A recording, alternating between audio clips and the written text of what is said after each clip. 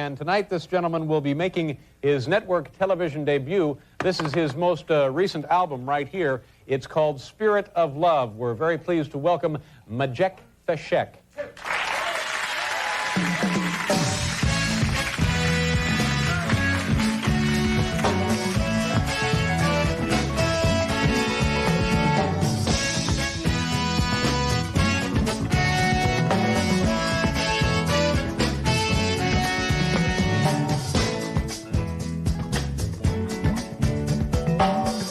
Arise from your sleep, Africa. Rise from your sleep, America. There's work to be done, Africa. There's work to be done, America. But if we unite, we will be free. So long, too long, so long, too long. We've been sitting down so long. We've been fooling around for too long. We've been sitting down for so long. I and I've been fooling around for too long. So long, so long, too long, too long, so long, for too long, too long. Hey.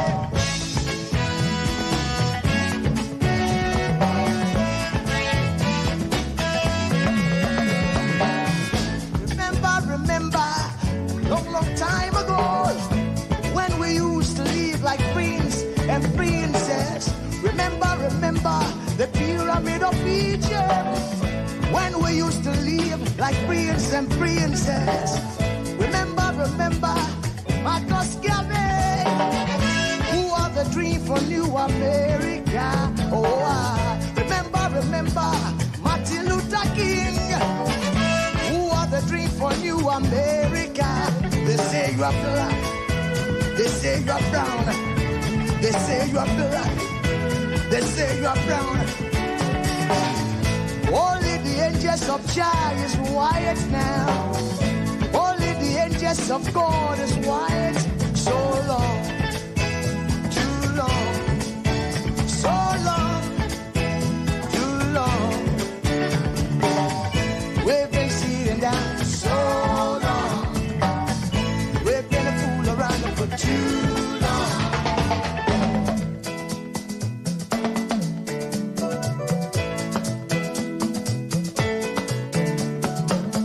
Arise from your sleep, Africa. Arise from your sleep, America. There's work to be done, Africa. So much work to be done, America. But if we unite, hey, we will be free. So long, too long, so long, too long. Press down for so long.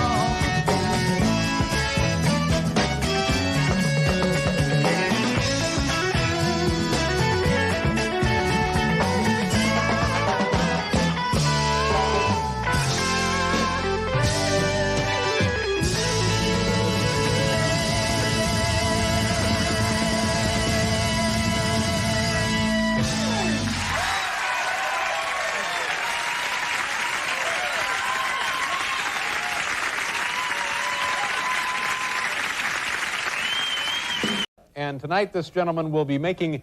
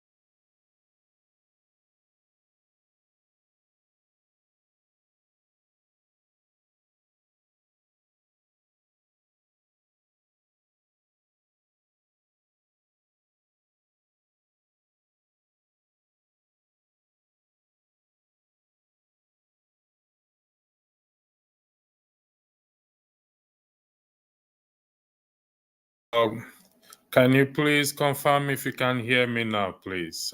Please, I will appreciate. Thanks for bringing it to my attention that you can hear me. Can you hear me now, please? Can somebody in the comment section let me know if you can hear me, please? Those in the comment section, can you? Okay, thank you, Dr. Guy Alexander Gomez. Thank you very much. Again, good morning, good afternoon, good evening, depending on your geographical location. I beg your pardon. I am your host, aka Electricity. Today is going to be a very wonderful evening, and I'm expecting Dr. Rudolph and our extinguished, not distinguished, our extinguished gentleman, who by the name is Pansat, who told Rudolph to go to hell, and Rudolph said he's been to hell, and he's back. So he's yet to tell us what hell is. A lot of people during this afternoon broadcast were looking forward to this broadcast.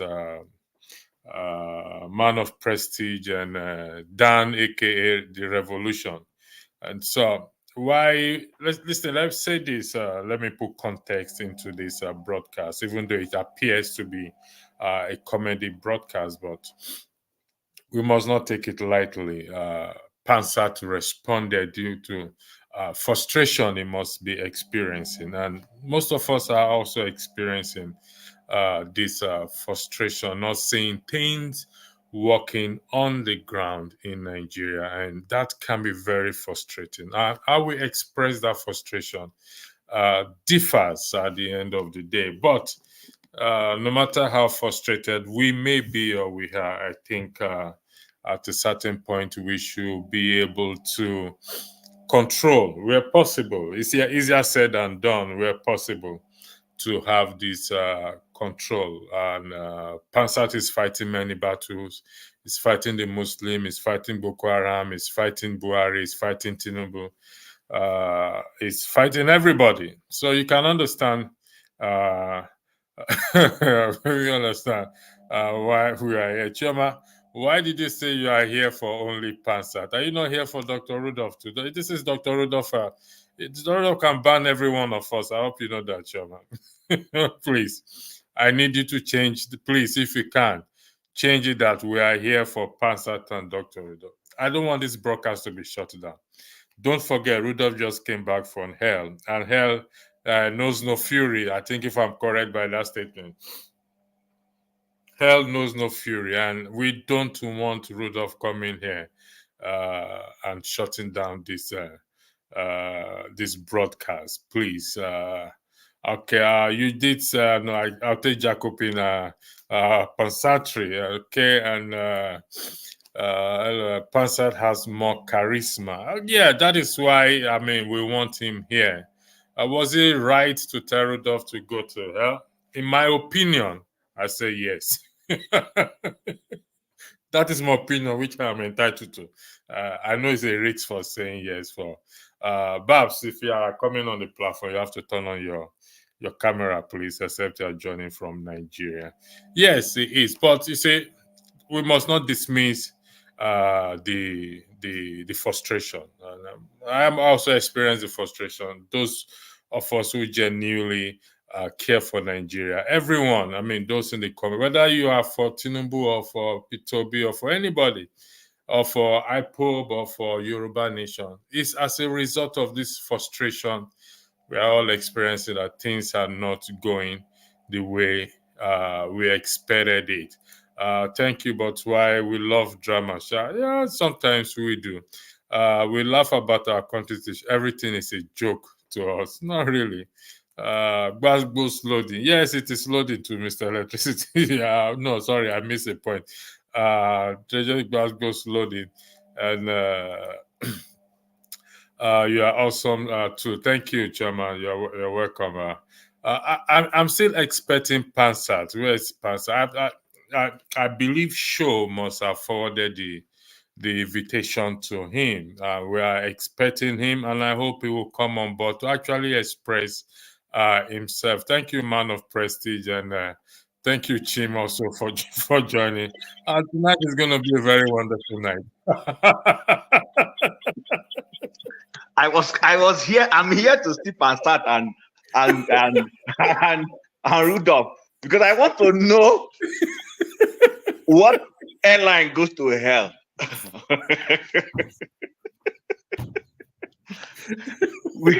Where do you get the boarding pass from?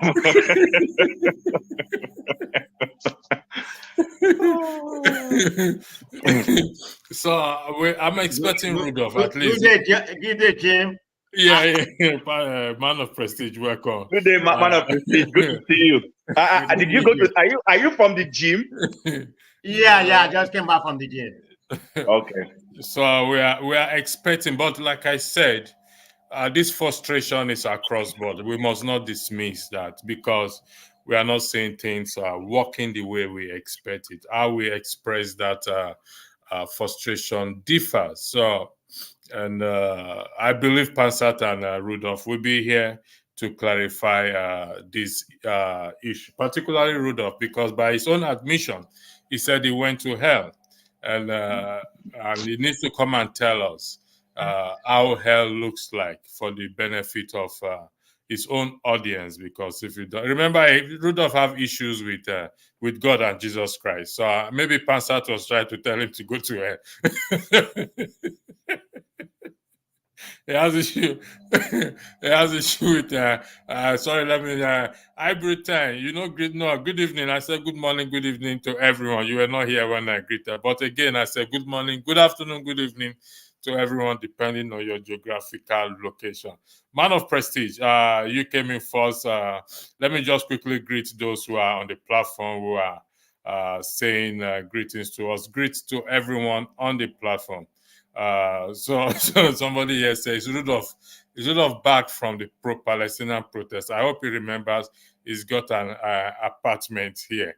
Mazis, okay, thank you for joining us, for joining this comedy night. We need to have this comedy night once in a while.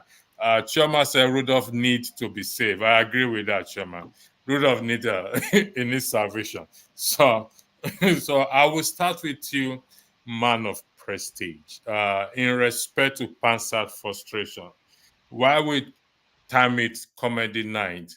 How do we deal with this frustration, Nigerian frustration? Man of prestige, the floor is yours. Thanks. Thank you. You are muted. You are muted, man of prestige. You are muted. Sorry. Can you hear me now? Okay. Yeah, so it's nice to be on the platform. We was there earlier. Mazi Ezeko, I saw you having an interview, talking to some musician from, some musician a while ago. Nice to see you, sir. We appreciate you for coming. It's always delightful to have you on this platform. Thank you very much. Yeah, but anyway, in reference to the question you asked me, Nigeria's situation, has become something unobtainable. I mean, with the shege going on in Nigeria right now, I don't even believe anything they said. I'm looking at the Naira today, because I was supposed to send some money, tomorrow to somebody. Sorry, man of prestige, that I'm Mazi Ezeko, sorry for that. We need to wish you happy belated birthday. So on behalf of Dr. Damages. Now, because somebody write them now you know. Now to begin no. Una no do me well, though. Una no do me well. Is it because of that? Is it because of the small dollars that you can give me? The small dollars. No. That's not. Go ahead, I'm listening. I'm busy right now. Go ahead. I saw it on your channel and people wishing. I should have sent you a happy birthday on the WhatsApp. So my apologies for that. I sincerely apologize for that. Please. The only apology man says okay is accepting today being Friday, is an apology that is accompanied by something. Okay, all right. I shall contact you privately. I'll contact you privately for that. By the way, That you is came not a to problem. Nigeria. You promised to see me, and I killed two.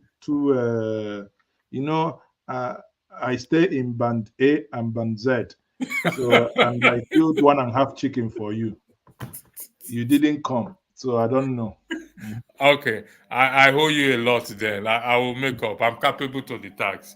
Okay, Why, while why, man of man? prestige is on the phone, Chim, the floor is yours before I come to man Mazi Ezioke. Thank you. First of all, happy birthday to Mazi. It's wonderful seeing you. I hope you had a nice one. So, you guys didn't wish me. Nobody took me anywhere. I I didn't was know. at I the house. didn't know. I didn't know now. So, but now I'm knowing. Now you know. Now you know. Now, Ebenebe, so make you ababola. All right, no wahala. We'll go talk about them. Well, my view has always been never let the Nigerian issue get under your skin. Truth be told, it's in two parts.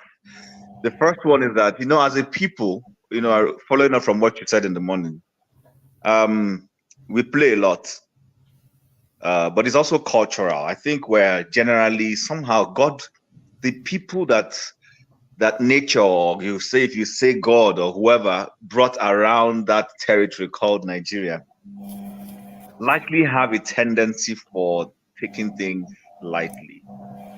You understand? It has its pluses. The pluses in it is that we look for solutions, but the negative is that sometimes the solutions are not national based. So we don't have electricity. We find the lighter side to it. We buy generators to solve our electricity issues. And then we all become our own power generating companies. We begin to make fun of the sizes of our generators, and we nickname those who have small one, past my neighbor, and then we flex as a people over it. So actually, I think there is the balance. That's what we need to strike as a people. And that balance is, one, not letting it get under your skin and make you go paranoid and then fight your brother and kill your brother, cheat your brother, and all those things. But on the other side, to also, while we take it lightly in the sense of not allowing the frustrations make us kill one another, but which incidentally somehow we're starting to fail. Because I remember in those days when they said there was this study done, I think I'm not sure who did that study. I think I was in university when it came up. For several years, Nigerians were rated the most happiest people on earth, if you remember. It was an actual study. But this was in spite of the fact that we had issues as a people. We had just been coming out, or we were under the SAP era of Babangida. Nigerian universities will be shut down. People were struggling with inflation and all those things. There were no jobs, all sorts of things in the days when your namesake, Andrew, your namesake, headed to the airport complaining there's no water, no light. Something on the background. Is he talking to us or talking to himself? Okay. So, he went to the airport and then he got convinced not to check out, it used to be called then, and then he didn't check out. We took it. That is to tell you, and this was a national orientation advert, if you remember. It was a national orientation advert trying to show how we could improve Nigeria. But at least the government was even owning up. For the government to have allowed that kind of advert then, the government owned up that things were not working, but that the solution was not for people to japa. Hence the Andrew advert. And it became popular and we laughed about it.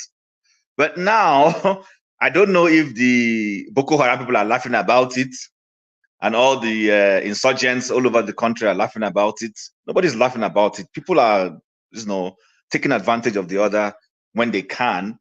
And so in summary, I will just say it is good to be lighthearted, but we also know when to draw the line and be a serious people to look for a solution to our challenges, which means getting angry with National Assembly when we hear that the leadership of National Assembly is sending prayers to National Assembly members and not sending prayers to the ordinary Nigerian citizen.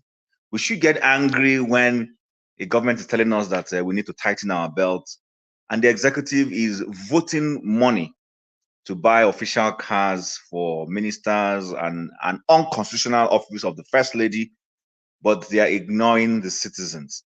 We should get angry when we hear that a departing governor is paying his or her daughter's or child's school fees up front.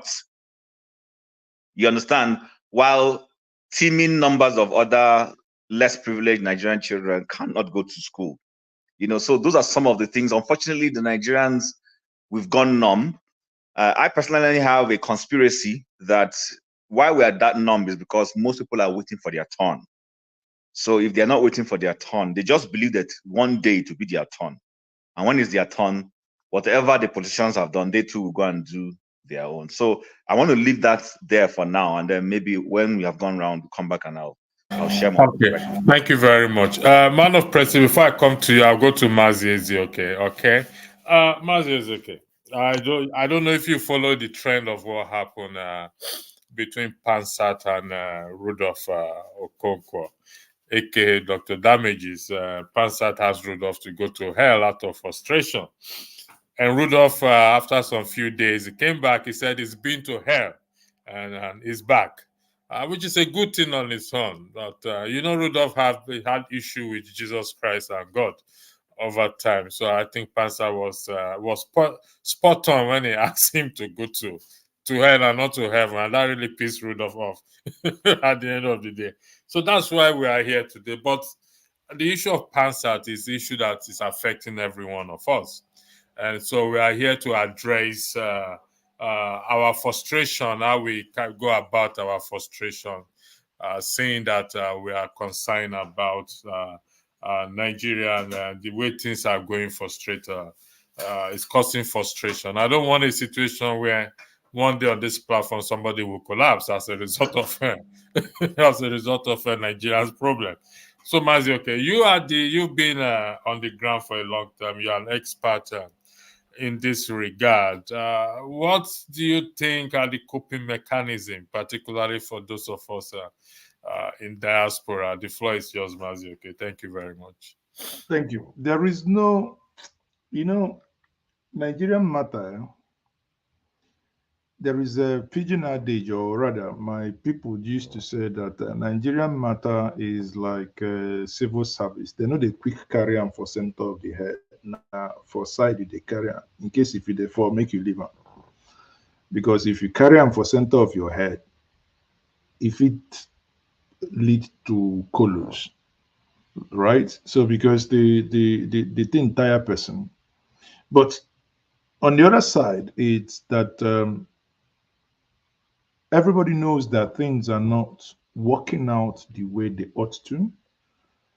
There might be some gains or some efforts, but the issue is that because Nigerian, or majority of the Nigerian citizens that have access to internet have really left the shores of the country and have really left the hinterlands where they used to live and gone in the cities.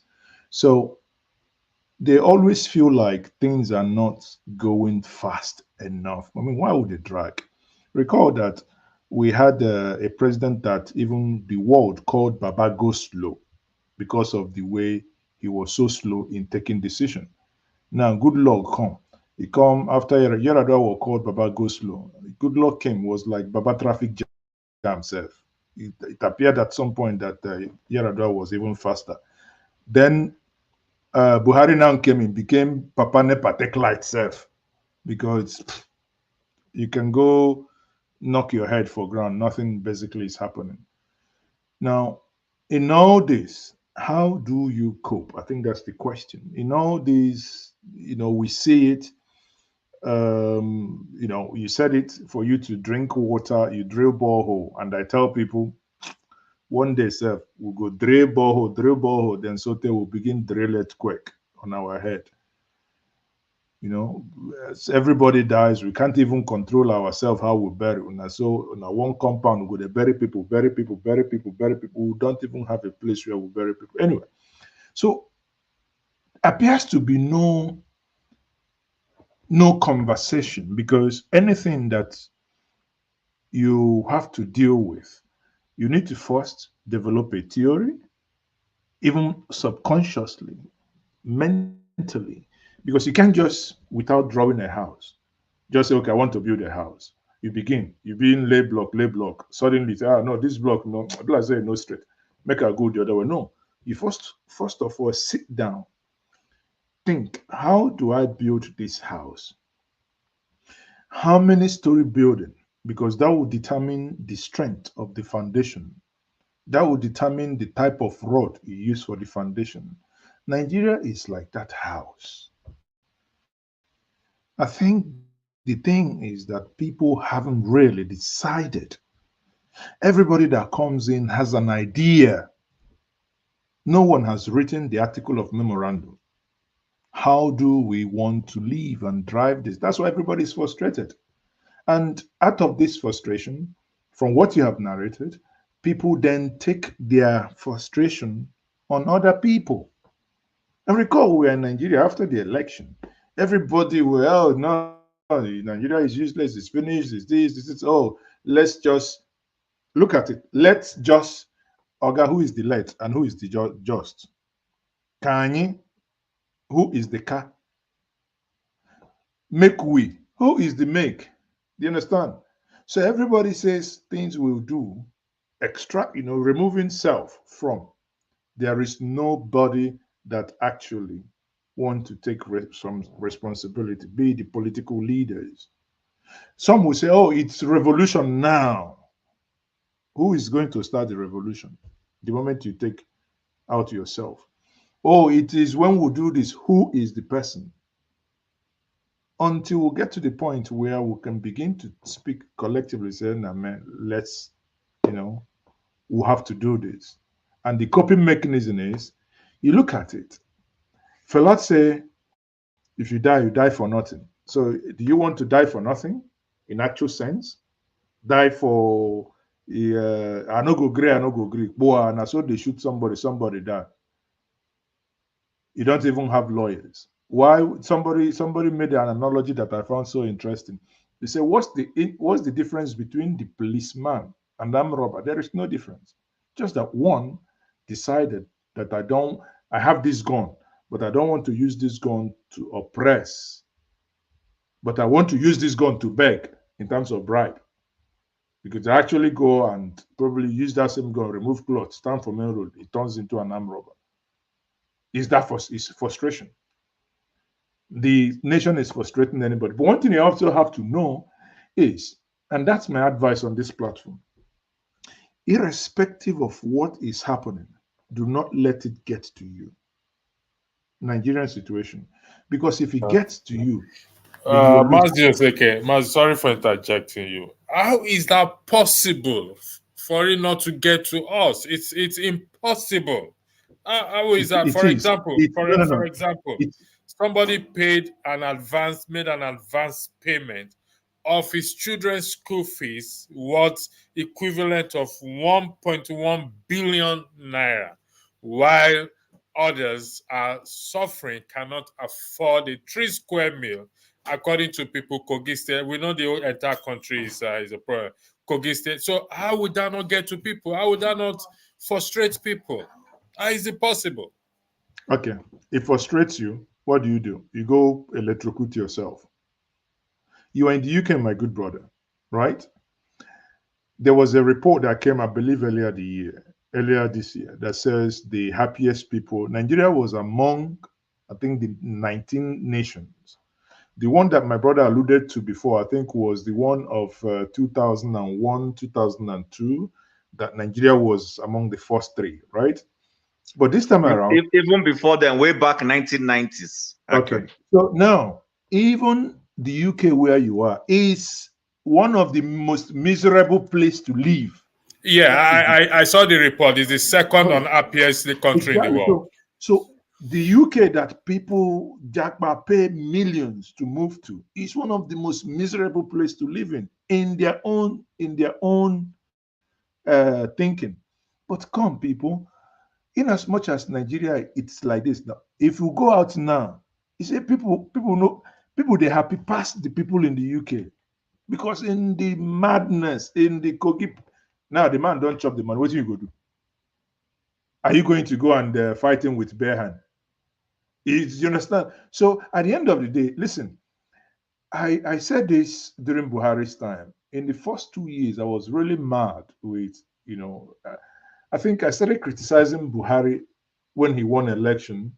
The moment he went to America and made that statement of 25%, 97% to 5%. 97% and 5%, which is mathematically incorrect. And by the time he went after, the way he handled some of the restive youths in the Southeast, rather than have conversations and, so that was when I now knew this guy is a waste of space because he's living in the 70s. He hasn't even approached 80s. He's still living in 1970 for some mental disorder sort of that he had. So for me, he was not fit for purpose. I said it. Anyone that ever became or that took part in the Nigerian Civil War, be Igbo, Hausa, Yoruba, should never be the Nigerian president because all of them, even the ones from the Southeast, all of them live in a particular era that is wonky, and that's affected the guy, so much. So what am I saying? In the midst of all this, in the midst of Buhari, people were complaining, blah, blah, blah. I say, listen, Oga, you can complain for 8 years and you have no business doing. Find a way. Either we can collectively try to do something, or you independently focus and do something on your own. Because if not, you will sit down and let that get to you. If you, as we're saying now, if you say Tinubu every day, you say Tinubu every day, you will be here 4 years, you're growing gray hair, talking about the same Tinubu. Whereas you can, yes, the country is not bad. Yes, we can do better than what we are doing. Yes, until my other like minds come together to do something, well, let's, move on. So my advice to everybody, which I have adopted, is life has to continue. Mazuke, yes, life has to continue. I agree. And I also agree that the report says UK is the second most unhappiest nation. Yes, on they Earth. have light. They have light. Exactly. That's that. They have light. They have internet. They have good roads. They have good healthcare system. They have good education to a large extent. They have, at least to a large extent, they are transparent and the government is working. Yes, we understand. But is it not possible for we to have this thing and still maintain that our status of one of the most happiest people in the world? Of course, we can have those things until we begin to do what Amechi said. That Rotimi Amechi, former governor of Rivers State, said that if you know what they do, you should start throwing stone at them. So he had the recipe already. So sharpen your stones. Whenever you see them, when they come near you, you stone them. Okay. Thank you for that. Not my prescription, but former governor said that you should start stoning them. Yeah, I subscribe to that. Man of Prestige, I want to play a video, then I'll come to you. Don't forget, that state is now oil producing state. So they now have derivation, if you are not aware. So if you want to speak for anybody, please do not defend a character like Yabbis. Please do not. Okay, let me respond to him. 1 second. Do not defend a character like Yabbis. Do not. All right, thank you, Mohammed. The people of that state. Can I respond to him? No. Then go to hell. Rudolph, go to hell. All right.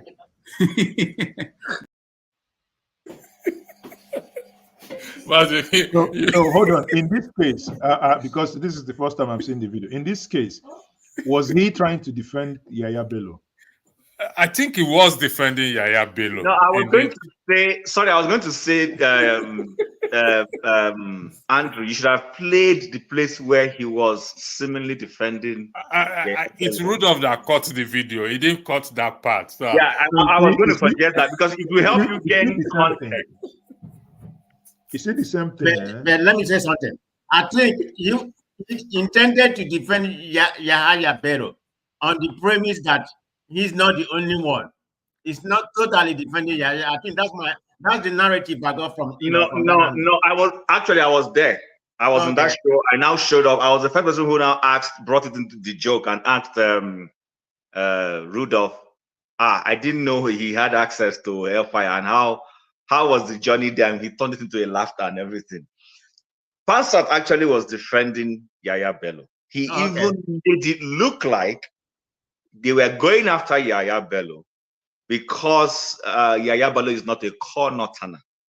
He brought in this ethnic. Okay. And many of us were like, "Are you serious?" Now, I'm not saying that we all know that our government sometimes goes after political persons when they have fallen out one way or the other, or someone they want to use as a scapegoat. We've seen it happen because, for instance, Emefiele was arrested, and then Hadi Sarki has been going around freely until recently, but until people started screaming, and it's the same thing that happened with the cross-dresser Bobrisky.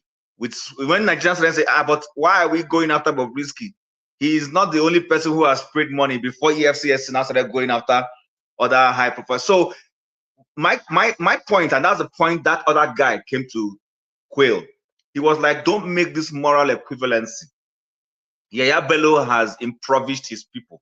And if EFCC genuinely wants to go after him, please let them go after him and recover the money of Kogi people. And then Pansat was trying to, defend or whatever. So, and then that's when this whole ticket to hell became a hot cake.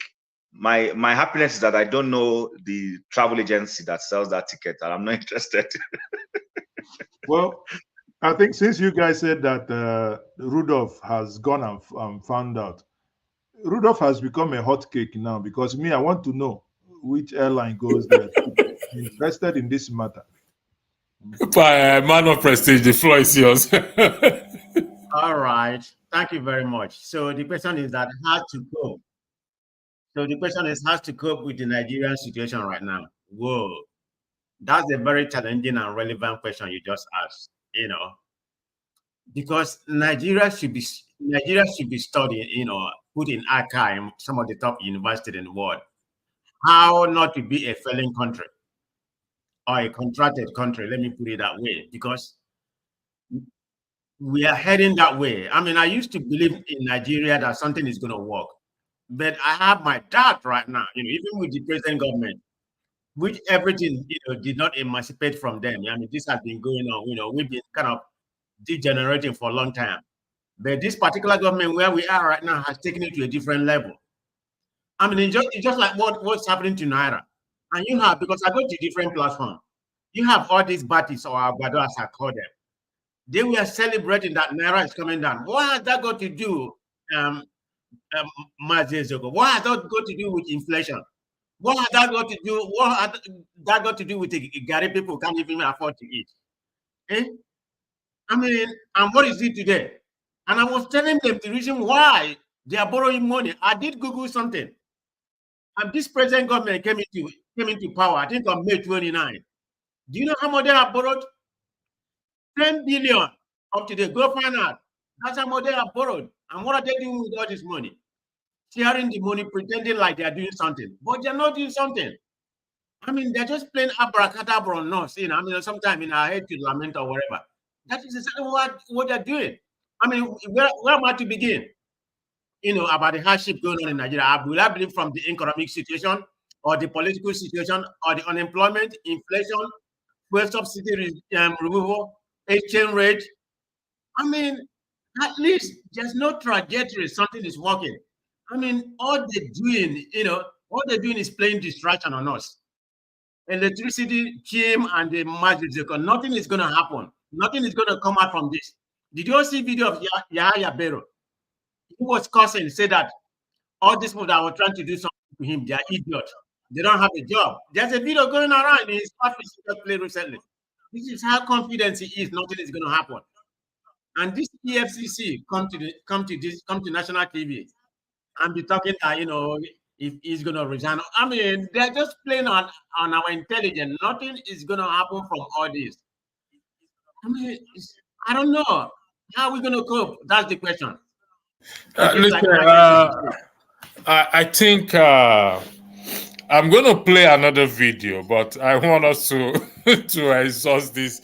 Listen, it's copy maker. Like I said, Andrew, I'm going to switch device. So you're going to see a second one, please. I'm going to go off this one and switch device. Yes. Okay. Okay. Someone said I should play the clip again. Rudolph did not cut everything that should be seen. I think Rudolph is biased for not cutting everything out, and we can understand that for somebody who has been to hell or claimed to have gone to hell, he now wants to frustrate those of us that wants the truth. So, but we'll play the video again so that don't forget that state is now oil producing state, so they now have derivation. If you are not aware, so if you want to speak for anybody, please do not defend a character like Yabbis. Please do not. Okay, let me respond to him. 1 second. Do not defend a character like Yabbis. Do not. All right, thank you, Mohammed. The people of that state. Can I respond to him? No. Then go to hell. Rudolph, go to hell.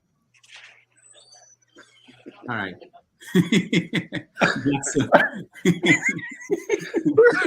Rudolph, I've never seen this part of him before. My God. There's no time you watch that video or that clip that you are not going to laugh. But like I said, and I'm going to repeat again, Pansat is fighting many devils and demons. He's fighting the Muslim, he's fighting Boko Haram, he's fighting Tinubu, he's fighting practically everybody. So we can understand his frustration. But like I said, the frustration is common with those who are really concerned for the nation to get better. Some of us, because we are moderators, we tend to hide or suppress that frustration because we don't want to be seen. I think earlier today I showed part of my frustration when I told people, if you don't behave yourself, I'm gonna block you and openly, and it's part of the frustration. So but electricity, I've not finished my summation now. Okay, go ahead, man of prestige. Thank you. Yeah, so like I was saying, I just get tired of what's going on in Nigeria. I mean, do you know that Kogi State and your state are one of the poorest states? 61% of the people in Kogi State, let me just be specific, are living under poverty, below poverty. 61%. When I say something, I always make sure I have the data to back what I'm saying up. 61%, that's one of the poorest states in Nigeria. If you have the 1.1 billion that was, that was given back to the state by the college, if you use that to build school, hospital, or something like that, or build a factory, half of those people will be, Nigeria, we don't need that much to survive. Half of those people will be able to have a cup of, pounded yam or gari. I don't know if pounded yam is a luxury in Nigeria. It might be. I mean, chicken or whatever, or buy a beans, which is not in, where all of us are living. I mean, so, the situation in Nigeria is very deplorable. But how do we say that? Nigerian people always find a way to survive. I mean, the people are very resilient. There's no problem about that. Many Nigerians have to find a way to survive. I don't know if they have to go get a second job. Do something else or whatever. You just have to find a way to survive. The coping mechanism, you just enumerated a while ago. Nigerian people are the happiest people. And you giving an example of British or whatever, being the second worst place, unhappy people. Yeah, that may be so, but it may be something about the weather. Because wherever you're staying, I've only been in London once. It rains all the time. I watch soccer every day. It rains all the time. It's cloudy all the time. Maybe that's what making people to be unhappy. It's not about the road is walkable, life is okay, people are making income. Anybody in London can tell me. I've not lived there, but I've visited. So I'm thinking it Okay. has to do with the weather. It's not the weather. Okay, Okay. tell me. I don't know. I've not lived there. It's not the weather. Yes, the weather. We complain about the weather, but it is not the weather. There's a So lot of. what are you comparing? And what make people in British If you actually want to talk about weather in Europe, you talk about Sweden and Norway, where Sweden, Norway, and Finland, where for the better part of the year you hardly see a blue sky, right? So the UK is just the British way of complaining and never being satisfied, right? Yet those countries in Europe that I told you about are not even close to where UK is. Just people mourn, just like Nigerians now. Nigerians, I mean, during Goodluck Jonathan, everybody was complaining. Everybody was complaining, but now people know better. I know under. Mazi, it's not just about. So I think generally countries where people do not have the benefit of enjoying their income well, in sense of, so you have a country like the UK, the tax system is quite high. You have a country like Canada, the tax system is quite high. They literally, especially when we have all these liberal governments, where so in Nigeria, no, there are certain things in Nigeria we take for granted. I'll give you an example. So a woman has 2 underage children, but she still has to go work. Then the system does not allow her to find any what I call under the table process to take care of those children. So she's worried about taking care of those children. She has to go put them in a daycare that is going to take some percentage of her income. Everything is she wants to fix her car. There is limited side mechanic that can do it. She has to pay heavily. Everything has to be. Now, but back home in Nigeria, even the suffering woman can decide to go and drop her children with her mother, who is willing to see her grandchildren. Now, the other person in the Western world, her mother is not willing to come and take care of any grandchildren. As far as she's concerned, these are even burdens for her. She has 2 dogs she calls children. So you find out that some of those human things that we take for granted back home, things that ordinarily, if our economy and system was functional, would make our country a beautiful place. Those are some of the things that many people who live look at and they ignore and say they will go away.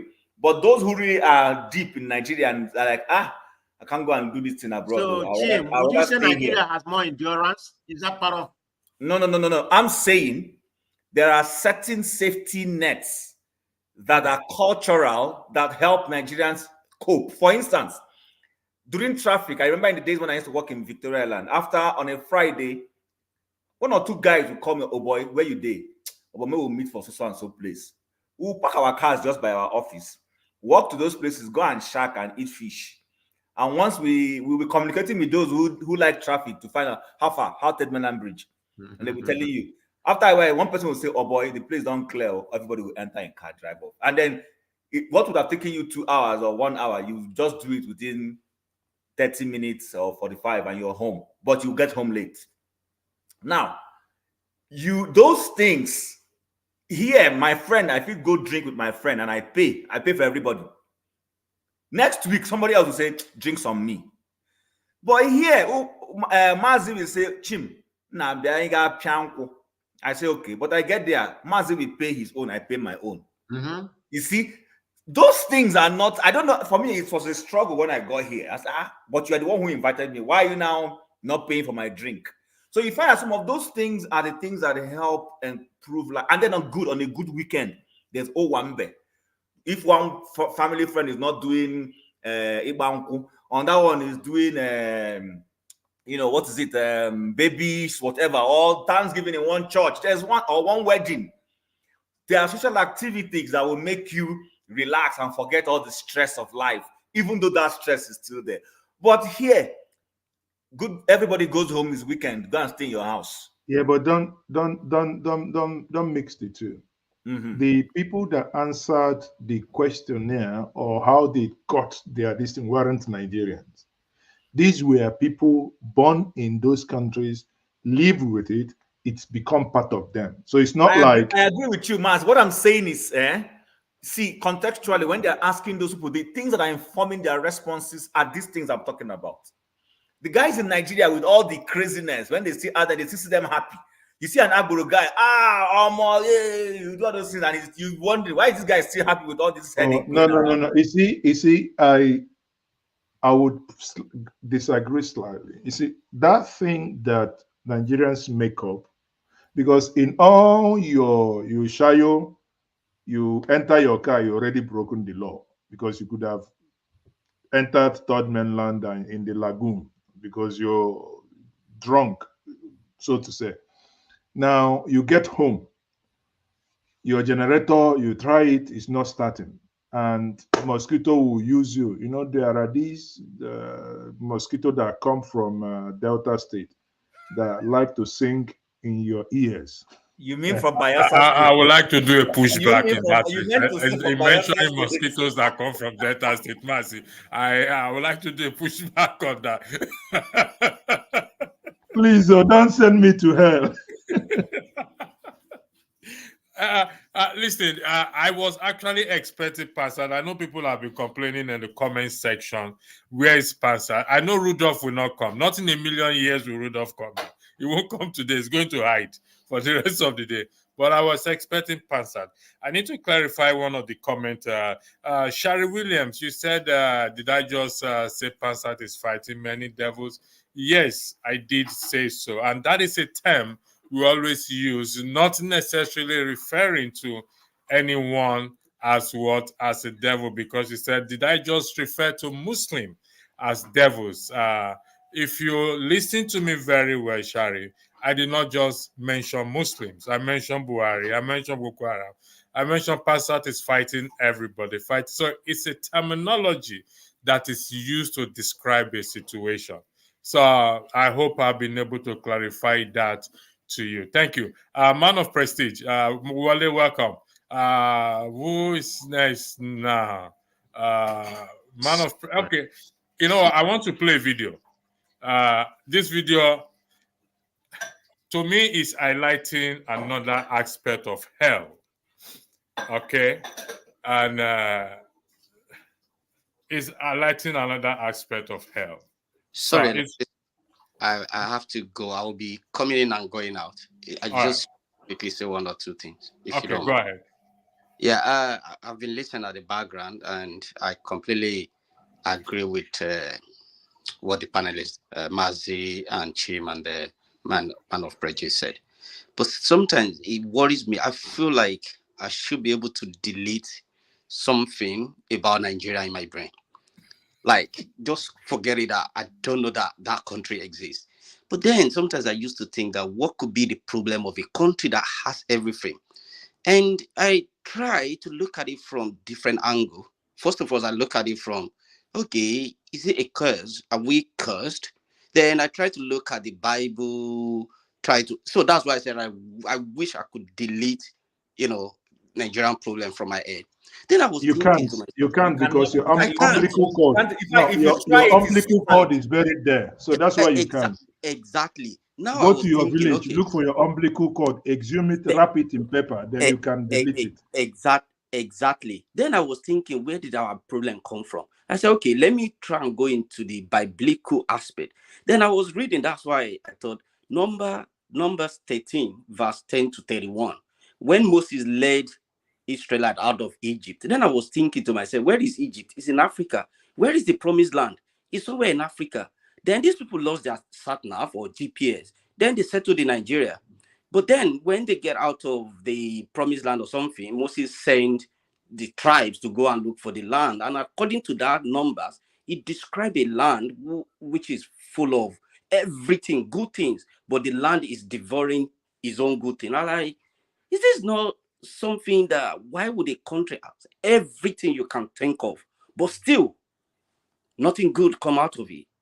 Is that not some of these people that were so stubborn that Moses rescued from Egypt, they then settled in Nigeria and they start to multiply? Maybe. So I was looking at it from that point. But then I thought to myself, we all fled out of that country one way or the other because things are not working. But the people we fight for, we are trying to say, hey, you people, why are you allowing the people who siphon your money like this Yaya Bello thing? You see someone just doing juju, and you see people defending him and be like, look at these people, they can't even afford to eat 1 square meal a day. And this is someone who is living in a mansion. Are you not supposed to stone him? No. And they will be defending him. He's our son. Then they will be like, why are you even trying to let these people, even if there are 10 Yaya Bellos, let them continue to rule them? But that's why I said, I don't know. I don't know, honestly. Both the leaders and the followers, they are just meant to be. Maybe we should stop let's crack a joke. Let's talk about something different. Let's talk about destiny, death. Dr. Damages has been to hell. Maybe one day he's coming to tell us how hells look like. So maybe we should start talking about things like that. Don't forget about, because it tires me. It tires me, honestly. I don't know. It just, like I said, I wish something could delete the whole thing, because we've been told that the country is going to be better. It's going to be better. Andrew, Jackpa, don't go now. Andrew, hey, my people, I'll be listening at the background and I'll come back again. No problem. We all understand the frustration. It's getting on everyone. So let me see how I can let me highlight this first. Thank you, Black. Name one proper Black dominated nation in the world. None exists, which is true, but sadly, but is the truth. So I want to play this video for us. Is Rwanda not a black? Sorry, that's not correct. What about Botswana? We're going too far. I'm coming. True. I think there's this other. Is it Namibia? Is Botswana not there? Is Namibia not there? Namibia, of course. Yeah. Thank you. My apologies for that. Namibia is there. Come on now. I think what we should say is that the notorious nations, when I mean notorious, I'm not necessarily using it in any contextual, I'm just saying more prominent nations. We tend to use what's going on there to measure. For instance, before I even mention Rwanda is a recent thing. Botswana has been a very peaceful nation doing their own thing, Jeje. For a long time, they used to have the best GDP in Africa and all that. They've never had a military coup. They've never had a dictator. They've always had, democracy where somebody will do his tenure and leave. They may not be, yes, there are some, it's just like in Europe, everybody knows all the big nations, but there are countries like Luxembourg and co who are thriving very well. Mm-hmm. You don't hear them making noise every day. So I think sometimes we take some of these things a bit too far and say that there's no thriving. There are thriving African nations. They're just not notorious like Nigeria, South Africa. Thanks for clarifying that. I appreciate it. So I'm going to play this video.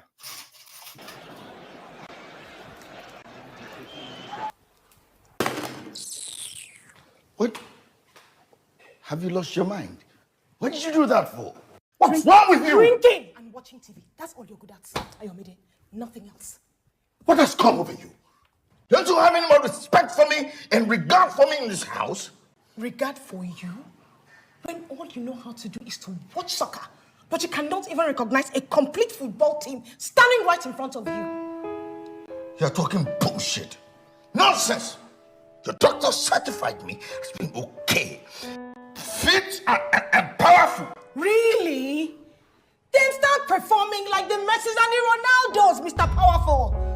Look, I have Portsmouth. I have Manchester United. I have Arsenal.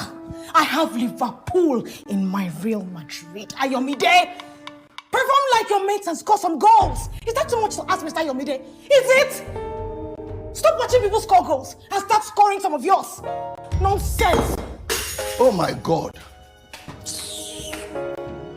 I will soon play you like football.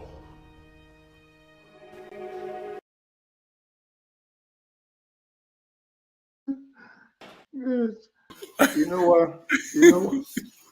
You know why I'm laughing?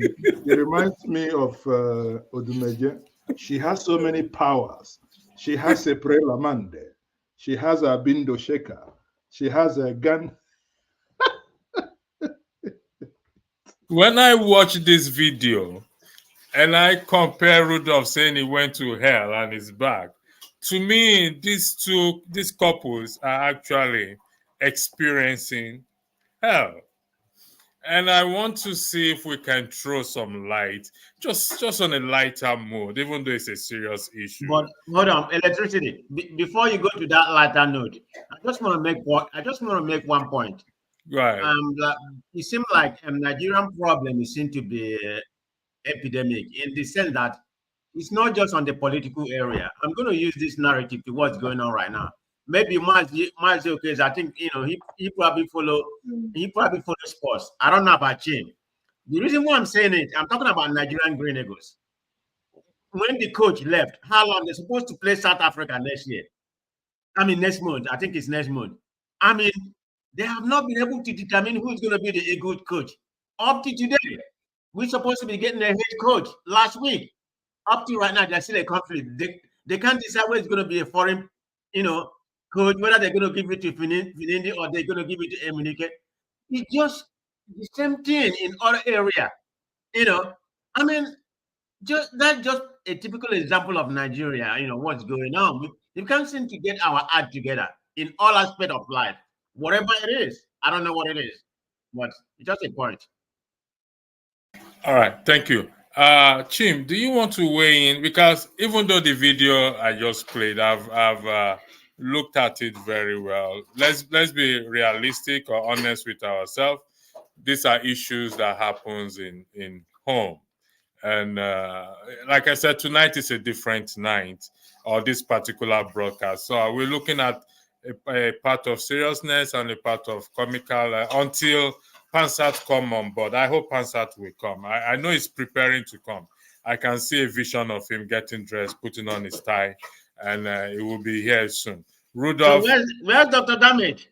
No, Rudolph, I've not seen the vision yet. So I don't think he will be here. The vision is bleak. And I don't want to lose my moderator ticket here, benefit here. So I'm not going to say much about Rudolph.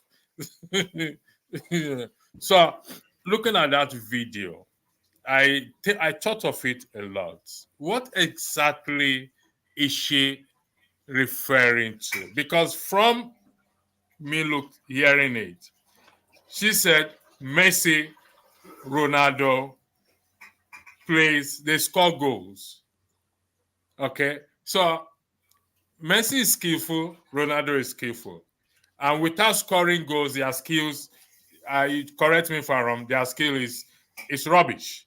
So to me, that goal she's referring to is childbearing, the ability to be able to impregnate her. I don't know. I don't know if that is.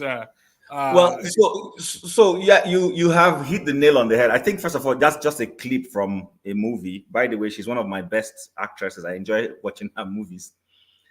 She's done very well for herself. I think that movie, if I recall, was they were having problems having children, and she, of course, that most times, traditionally, that's not to say that men. Most times, when a young couple, or not necessarily young, when a couple been in a relationship for a while, married, and they don't have children, a lot of the times, from a cultural perspective, a lot of the strain is on the woman, because let's assume the husband really loves her and is not bothered and is willing to wait.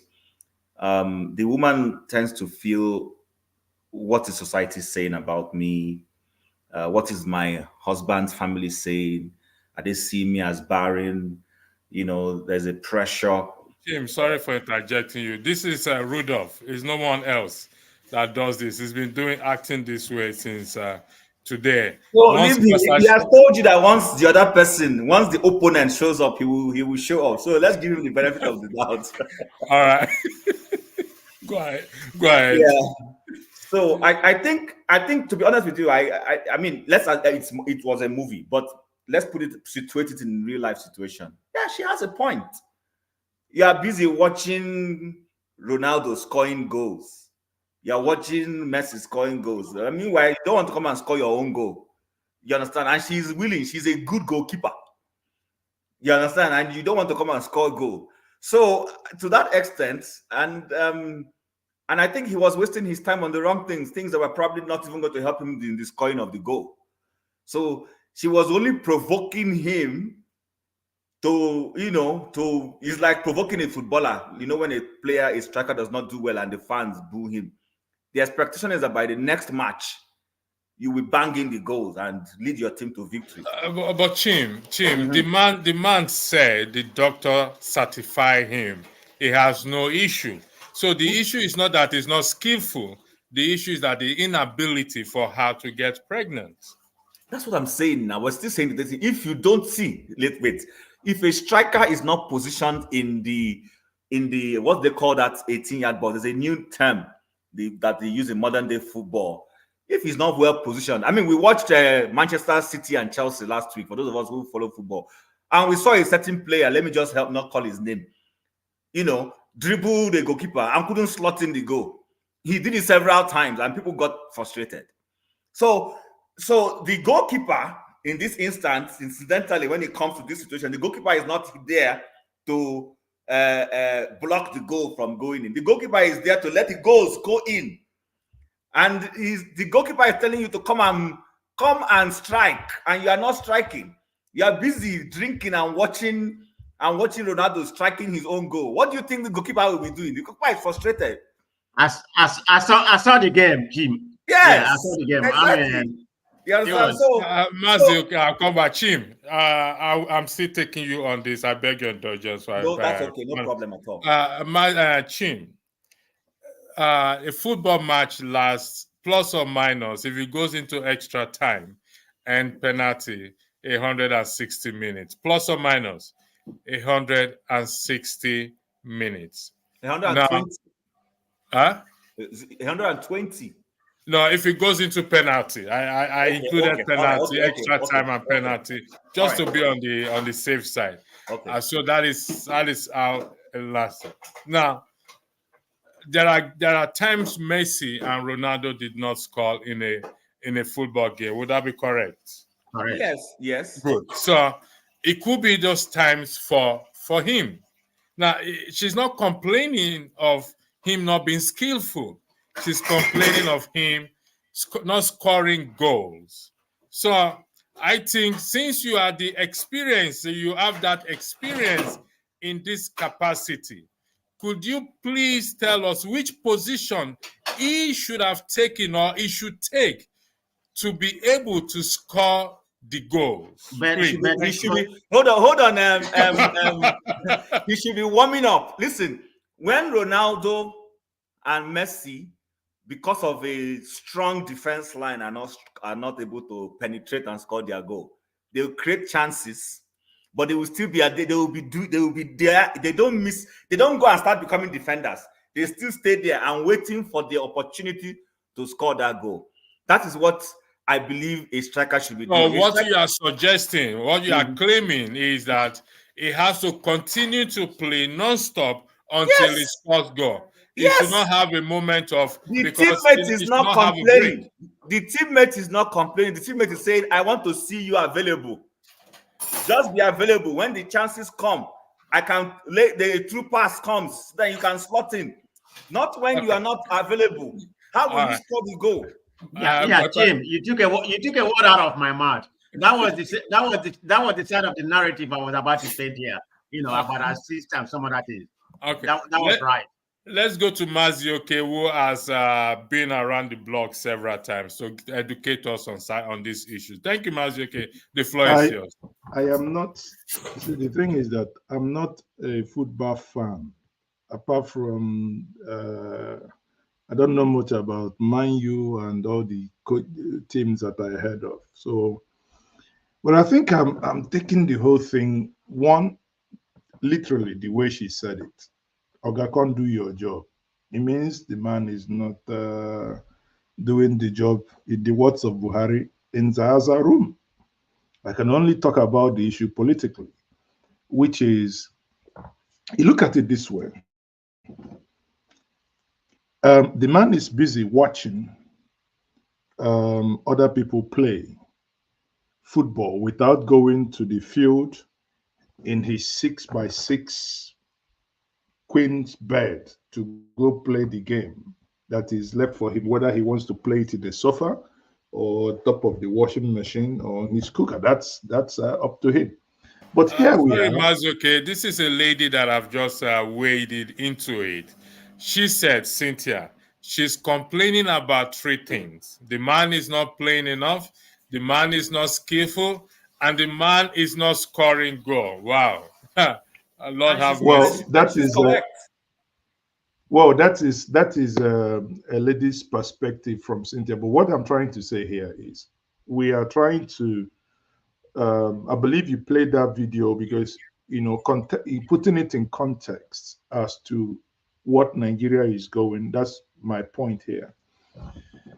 The man appears to be the Nigerian people, whiling away their time doing some things, or rather, let's say the man appears to be the Nigerian leaders, whiling away their time watching other nations develop. In the 60s and early 70s, we were at a par with Malaysia, with Singapore, with South Korea, that our leaders at that time were this, can be just supposed to be this man. Why the Nigerian economy and the Nigerian people is the lady saying, look at us here, build us up, use us to score these goals, and let us eventually bring forth this child or children and be happy like every other, those countries you go for. This man is like these countries our leaders go for medical sojourn, to go, they go there, they do their surgeries, they do XYZ. Whereas at home, in that room, in the other room, in the inner room, he is ignoring the job that is to invest in education, to build the right hospitals, train your people in order to do that. So, however you want to look at it, if you want to say sarcastically and jokingly, I mean, yeah, we can say that the man is not doing what he ought to. But if you want to just oppose it to the conversation that we are having today, I can tell you that the man represents the Nigerian leaders, while the lady representing the Nigerian economy and the Nigerian people. And that's how I want to look at it. Man of prestige, the floor is yours. Before I will address Mazioke's argument. So, man of prestige, the floor is yours. Well, I guess as a sports fanatic, I was going to go to that. I apologize. Man of prestige, I apologize. I want to highlight. I was going to go to that point we already Man made. of prestige, hold on one second. Between me Man and of prestige. Man of prestige. Man of prestige, can you hear me? Can you hear me, man of prestige? Can you hear me? Yes, I can. Okay, hold on one second. Hold on. I'll give you the floor. I just highlighted a comment here. Even though I would have loved to disregard it, but I'm not going to disregard it. Like just to highlight what Mazioke said earlier, we can put it in different contexts, okay? Even the situation in Nigeria is affecting marriages, whether we want to agree to that or not. But the situation in Nigeria is affecting marriages. Here is someone says, we are not here to talk about marriage. It's part of everything. So, Nwachukwu, I'm going to advise you. It's an admonition that you should learn to keep an open mind on certain on issues. Because if you don't keep an open mind, you are going to miss out. You see how Mazioke took it? He applied it to what? To the Nigerian situation. Chim have said his own. Other people have said his own. And we appreciate those in the comment section. But truth be told, if you are not happy with it, you know what to do. Thank you. Man of prestige, the floor is yours. Yeah, I mean, you should just take that, as it is, I mean, people will always have their own opinion, So it's not a big deal in my own opinion. But anyway, like I said, I don't have that much to say. I think I already said it. I was coming from that narrative which me and him already, conversate with in terms of, football and the dribble and the score, So that's pretty much what I have to say in referring to that movie. So that's my conclusion that I don't have to repeat what we said already. So, I mean, that's the angle I'm looking at it. I look at it from the way it is, the way the video was played. I'm not applying it to anything because I don't agree with our approach personally, because if we have to look at it from a football point of view, they play, they have break, they play, they have break, or they finish the game, they wait for the next match. So from where I'm standing, what exactly does she want? How does she want the game to be played? A continuous game without stopping? The man probably has played the game and stopped and having a break with his beer and watching TV. After the game, he'll probably return back to the match. There has to be a moment of respite. Is it a continuous game she expects him to play? Or is playing the game, is skillful, is not scoring the goal? Okay. I think if I have to narrate it to that angle again, the reason why she maybe wanted to continue because it's not satisfied. There has not been a goal. So that's the purpose people go to match or whatever, to see a goal. We don't go there to see a goalless draw or whatever, I mean, there's no score. It's kind of boring. People don't want to, of course, they don't score a lot of goals, in soccer. 1, 2, 3, maybe 5 is a lot. Anyway, even I thought there was a place I read, they scored like about 20 something or 30 something goal.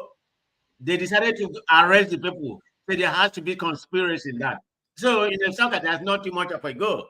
You can't make it like a basketball here or American football.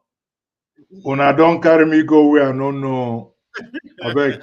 Maybe let's say we are all here to learn. So maybe I'm a man of sanctimonious integrity. You people don't carry me go where you can't just be there. You can't just be there. You need to explore.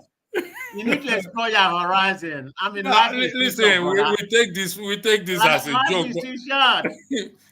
Okay, listen, we take it. Like I said, this is a comedy night. Even we are taking it on a lighter mood.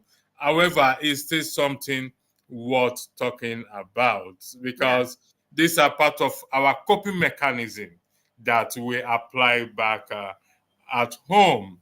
So to me, like I said, I think in my opinion, she's not being fair as far as I am concerned that Putin, particularly for the fact that the man said the doctor certify him that he is okay. So it's skillful. It's just the inability for her to get pregnant. Okay, let me say something. And you can interject on this as well. Because sometimes I stay and I wonder, maybe I've been in this country for a while. I wonder, when it comes to Africa, I don't know why we are not improving. And I'm going to give an example. Because it seems like this has become an epidemic, putting Africa, backwards the way they are. I know you said some countries are progressing like Rwanda, Namibia, but that's just an average. They are not still. Are they considered to be a developing country? I don't know what African country I think considered to be a developing country. Maybe South Africa, Kenya, or something like that. I mean, most of them are undeveloped. I mean, when I mean undeveloped, I don't mean in terms of infrastructure and all that kind of things. I mean in where you are in life. But for example, I'm looking at something like Uganda. Look at Uganda president. Did you see what he did? You appointed your son the chief of staff, and you appointed your daughter, the governor of central bank. So, in other words, nobody's going to overthrow you. You can get all the money you want from your daughter. You have no challenge because something like that. They're going to say we can let the military come and overthrow you. Your son is not going to overthrow you. You see that? And this is just an example of what, permitted in African country. I know that's probably not going to happen in Nigeria, but we have another word of corruption. Nigeria is a different case. If it happens in Nigeria, what will happen? Exactly, that's the question. What will happen? After all, the son of the president flew the presidential plane. What happened? Huh? What happened? Probably, I guess, probably nothing. Yeah, probably nothing. I mean, but people will be shouting. Chioma asks, is it Chioma? One Nigeria, the electricity, are you trying to tell us something about that video? I've already told you what I want to tell you about the video. So it's what happens in life, and it's part of the struggles couples go through. Even though it's acted in Nollywood, but the truth be told, some of us experience these issues in life. And when we come here, beside providing solutions to political matters, we can also discuss other issues that affect us and affect our mental health as well too. We've seen several relationships burst like that because of these issues of childbearing and the cultural that is attached to it, that if the woman is not pregnant, it is her fault. And that also needs to be discussed. These are societal issues, the ills that happen in the country that needs to be addressed. And I know some people are not comfortable with it. They want to hide behind the scene. They don't want to talk about it. And I've come from experience, those who really don't want to talk about it, it's either they're going through it or they've experienced it at one time or the other in their life. They shy away from the truth. But I'm going to shy away from the truth. So thank you, Mazio. I don't know if you still have other things to add to what you have any other thing to say, please. No, I said it and I mean it. And I don't carry me go where I don't know. So man of prestige. Well, they're not coming. Come again. I'm surprised. Rudolph said if Pansat come, it will come. Unfortunately, Pansat is sticking out. It's unfortunate. He always make noise. He's my party here in California, but he always messed up. Rudolph said he's not coming except Pansat. Why will he not come? He said he went to hell. He just need to educate us on how hell looks like. But anyway, I'm gone. Unless he come in later, then I come back. Okay, bye-bye. All right, thank you very much. Thank you very much. Someone said we should change the topic. Change it to what? Change it to Yaya Bello. We've spoken a lot about Yaya Bello, so we should talk about Tinubu. So can somebody tell me how is Tinubu doing at the moment, please? Those of you in the comment section, those of you that saw him last, how is he doing? What do you mean, how is he doing? Yeah, we are changing the topic. They said I should change the topic. Those in the comment section, can you suggest a topic for us to talk about? Since this Yahya Bello is now being called the Yeye Bello. I don't know, but that's what somebody said. That's Nigerians for you. They will always come up with something. Can somebody in the comment section, since you guys are not happy with this topic of marital issues, and this is my problem with some of our sisters as well. Okay. So, brother, I think I need to, before they use me and act Nollywood, let me go in the other room so that I will not become a victim of Nollywood too. But at least I still perform. Okay, we're glad to hear that Mazio can still perform. Happy belated birthday once again. Thank you very much, and I'm still waiting for my birthday gift. I will chat to you. I will chat to you via WhatsApp. Don't all worry. Of you out there, I mean, I can see a lot of you. One Nigeria, I think one Nigeria is Ovia, right? I'm not really sure who one Nigeria is. I don't think so. Lighthouse and I'm not sure. I'm not sure that Queen. I haven't seen Queen for a very long time. 20 years. Anyway, she's here. She hasn't come on stage, but she's always in the comment section.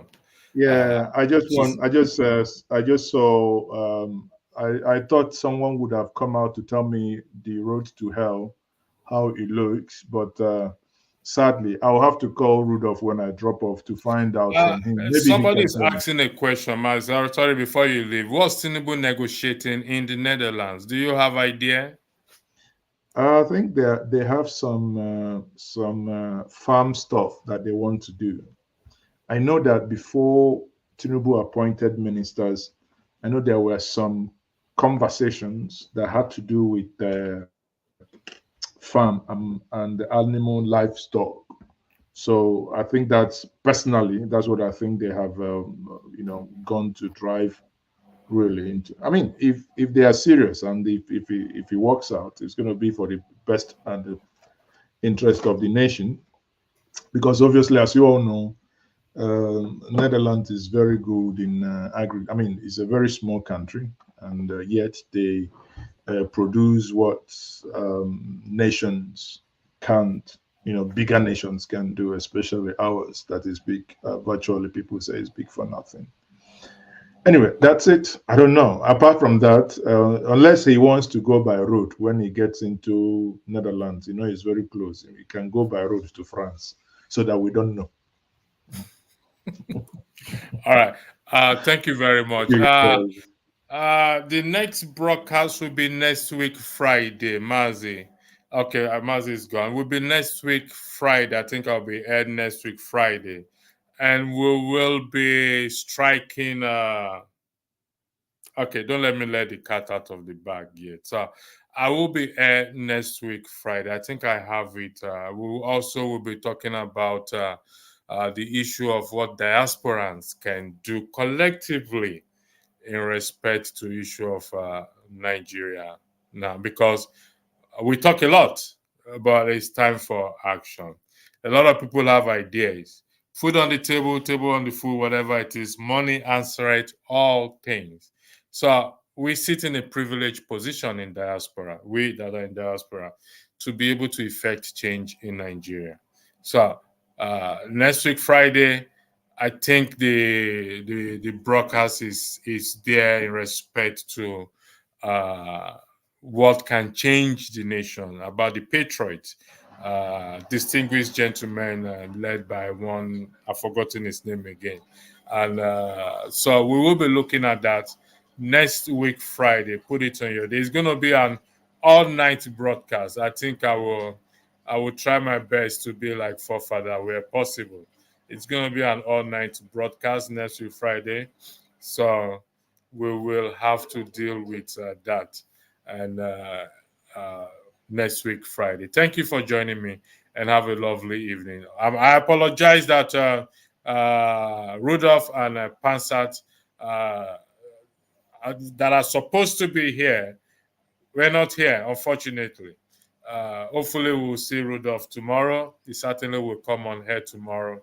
And Jim, welcome back. I thought you've disappeared.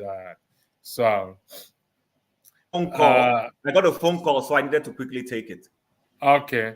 I don't know if you have anything to say, or you want to change the subject, and you have. I've seen some people not happy about the topic, but hey, I don't know why they are not happy about it. I also don't get it. So I don't understand. We were talking about trying to make sure we immune ourselves away from all the supposed heavy duty issues of Nigeria that creates headache. So sometimes if we have to dovetail into other things, I think it's perfectly okay. But to me, sorry, Tim. To me, I really don't understand why we shy away talking about the bedroom matters. I don't know why we actually shy away from it. We blacks? Why we shy away from it? And yet we complain inwardly that the man is not performing well. The woman is not acting sexy enough in the bedroom. And here is an opportunity to talk about it, or to educate ourselves. Let me put it that way. We shy away from it. We said it's not important. Chioma, thank you as well too for joining the platform. Thank you, everyone. Thanks for your comments. Also, we are still here. Myself and Chim, we are still here. And Jim, I'm going to throw some questions at you in this light. I know a lot of people are going to leave, but we will talk about it in this light of sexual issues. What is your take? What do you consider as the ability to be able to satisfy a woman? Okay, so I don't think there is any one thing. Okay, let me look at it from this angle, if I may. Some of us have worked in customer service, and we know that one of the rules in marketing and customer service is understanding your customer, understanding what your customer likes, their preferences. Some even go as far as talking about the psychology of your customer, their behavioral. You know that some of your customers might be people who like to be given, let's say, promotions once in a while as they spend their money on your products and services. You put in 1 or 2 promos, you give them 1 or 2 loyalty benefits, and all those kinds of things. We talk about this, and you know what? That's a very good understanding, and what would I say, skill. But unfortunately, we don't bring that knowledge when it comes to marital issues, our relationship with our family members, our children. If you can take your company insists that, because the company is, we say company, but the company is just, it's just there. It is you and I who work in that place that make up the company. But the company wants us to develop these kinds of skills to be able to serve those customers. Unfortunately, we do so well in those companies, but we don't know how to take that skill in our relationship with our spouses, because you're a customer to your wife or your girlfriend, and vice versa. It's the same thing. You need to understand, but some churches are doing well. There are churches these days, trying to bring the religious angle, because churches also play a role in marital life. Who talk about, understanding what the love cues of your spouse is. So some women may like to go out every Friday night to the corner joint, give them pepper soup. That's what makes that tickles our woman. When you people are able to do that, and then you go home to the other side, then it works out well. Some other person is that, you just thank her for her role in the house. She wants to hear, gratitude. She wants to feel appreciated. Yes, she's a homemaker. She spends more time in the house. But when you come home and say, sweetie, I love the way the house is looking. Wow, did you spray this sitting room with some beautiful fragrance? I love the way you have put the flowers. The way everywhere looks neat. Honey, you must have had a hard day, but I thank you. There's some women, that's all they want. And all those things. So somebody will say, what's the role in all those things? Now, when you shower encomium on your customer out there, they spend more money on your service and products. Once in a while, you send them a message to say, this is from Oyikoro and Sons, saying thank you for all the dollars you spend on our business. We want to extend so and so to you. That customer feels value. That's what customer loyalty is about. Then they will spend more top dollar on you, or top pounds on you.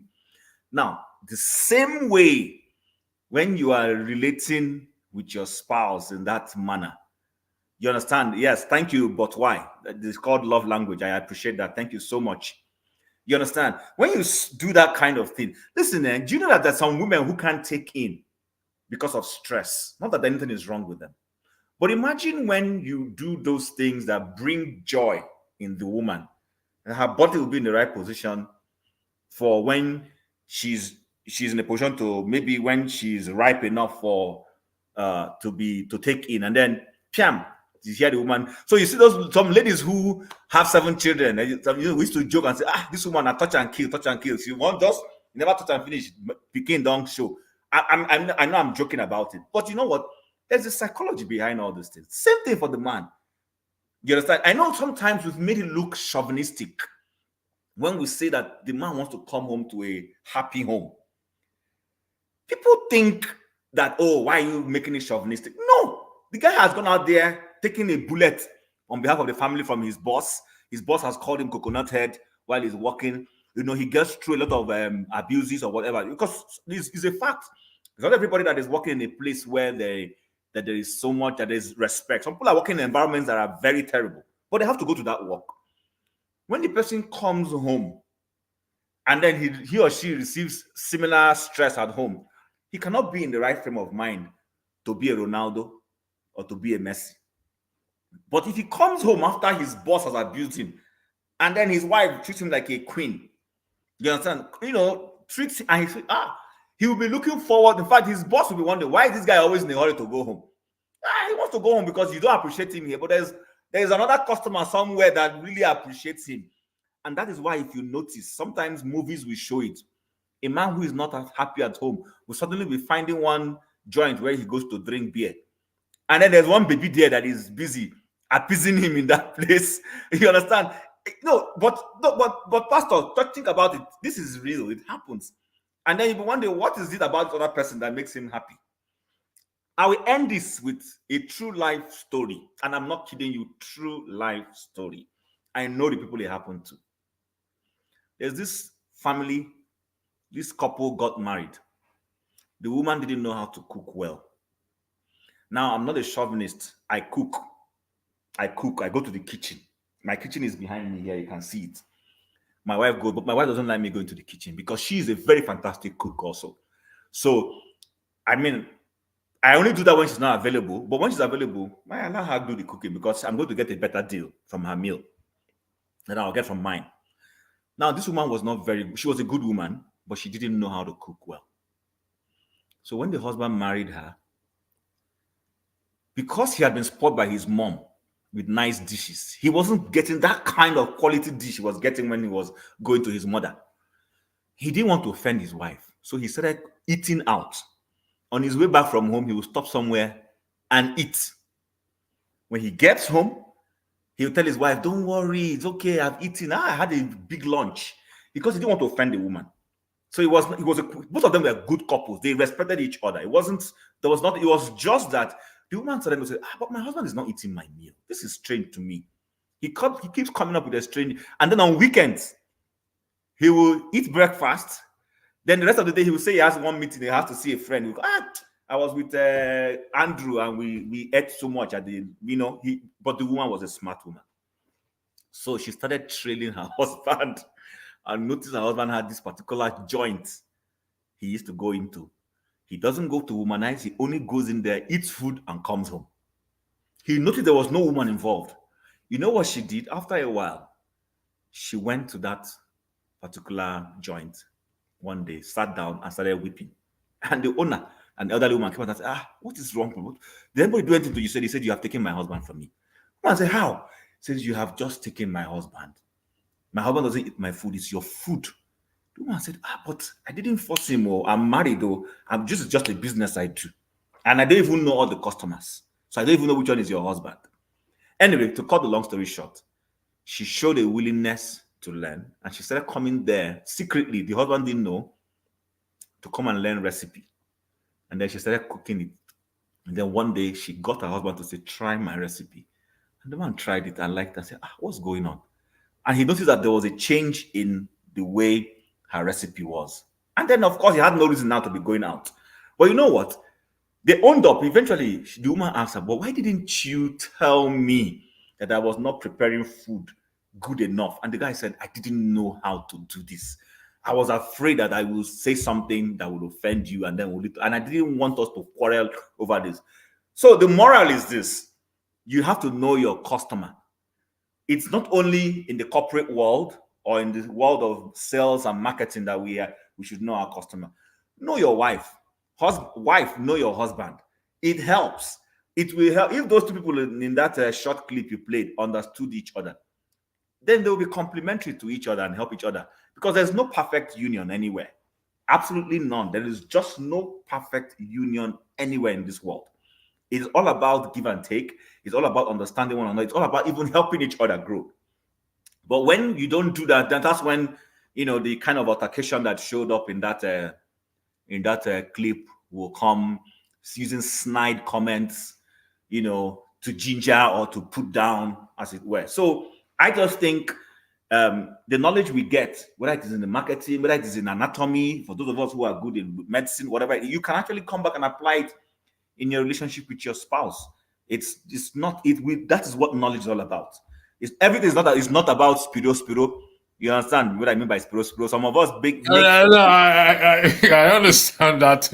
That is why I keep saying, I'll be saying why people shy away from this topic, particularly with emphasis to the soul spiro that you spirit sisters and brothers. The point you highlighted, to summarize it, there's a willingness in her to learn how to first of all find out why this man is not eating her food, and also a willingness for her to learn.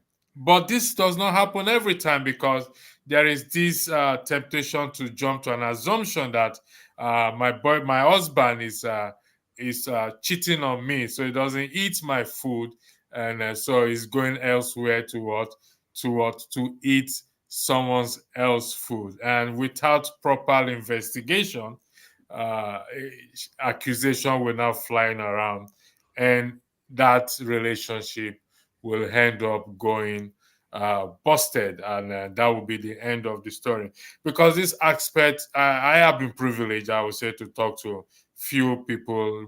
I have a friend who she was a doctor. She's a doctor, I beg your pardon, years back.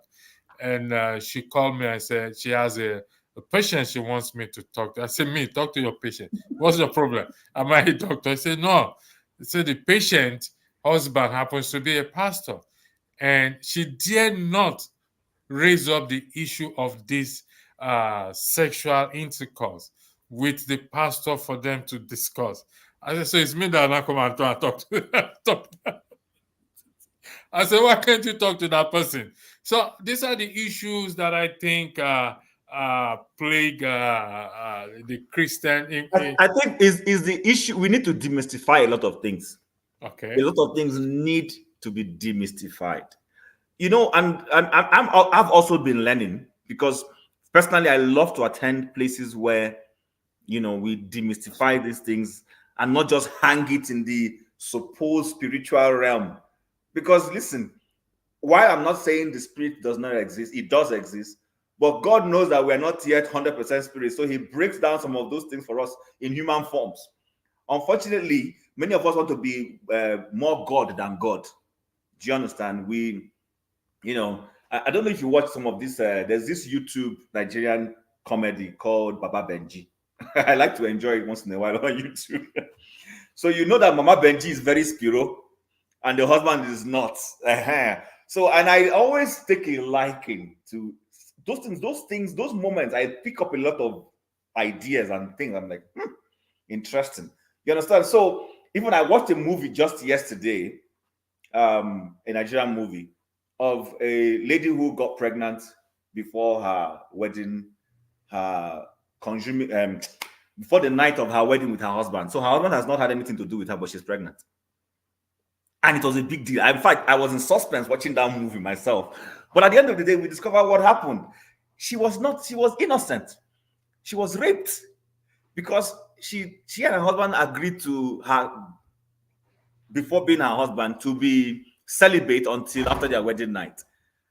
And then just on the wedding night, something happened and they couldn't consummate.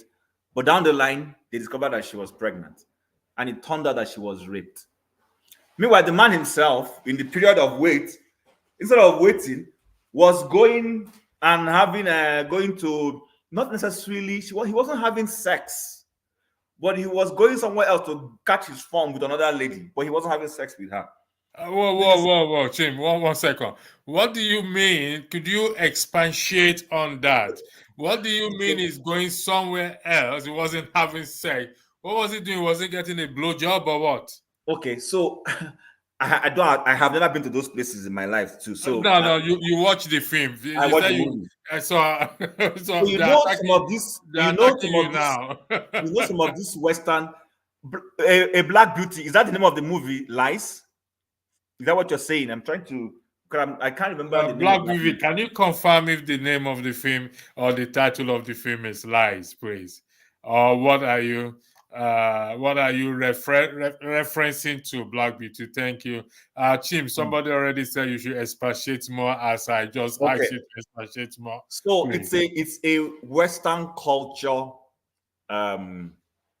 What's the word? You know, like all these people where they tie them, and they will catching some funny, sexual fun without necessarily having intercourse or something. Well, Jim, even with that, I mean, it's the man from where I am sitting. He has a problem. He has an issue. No, I agree with you. I'm not defending him. I'm not defending him. I'm just telling you what was happening between both of them. They agreed to be celibate until after wedding. Unfortunately, the guy, well, this is cheating. It's a cheating process. Let's call it what it is. Was going out. He wasn't having intercourse, but he was going and catching. What do you call it? She calls it BDSM, exotic. I think good quinty those exotic kind of relationship. They don't necessarily do anything. They will tie. They beat each other. They do.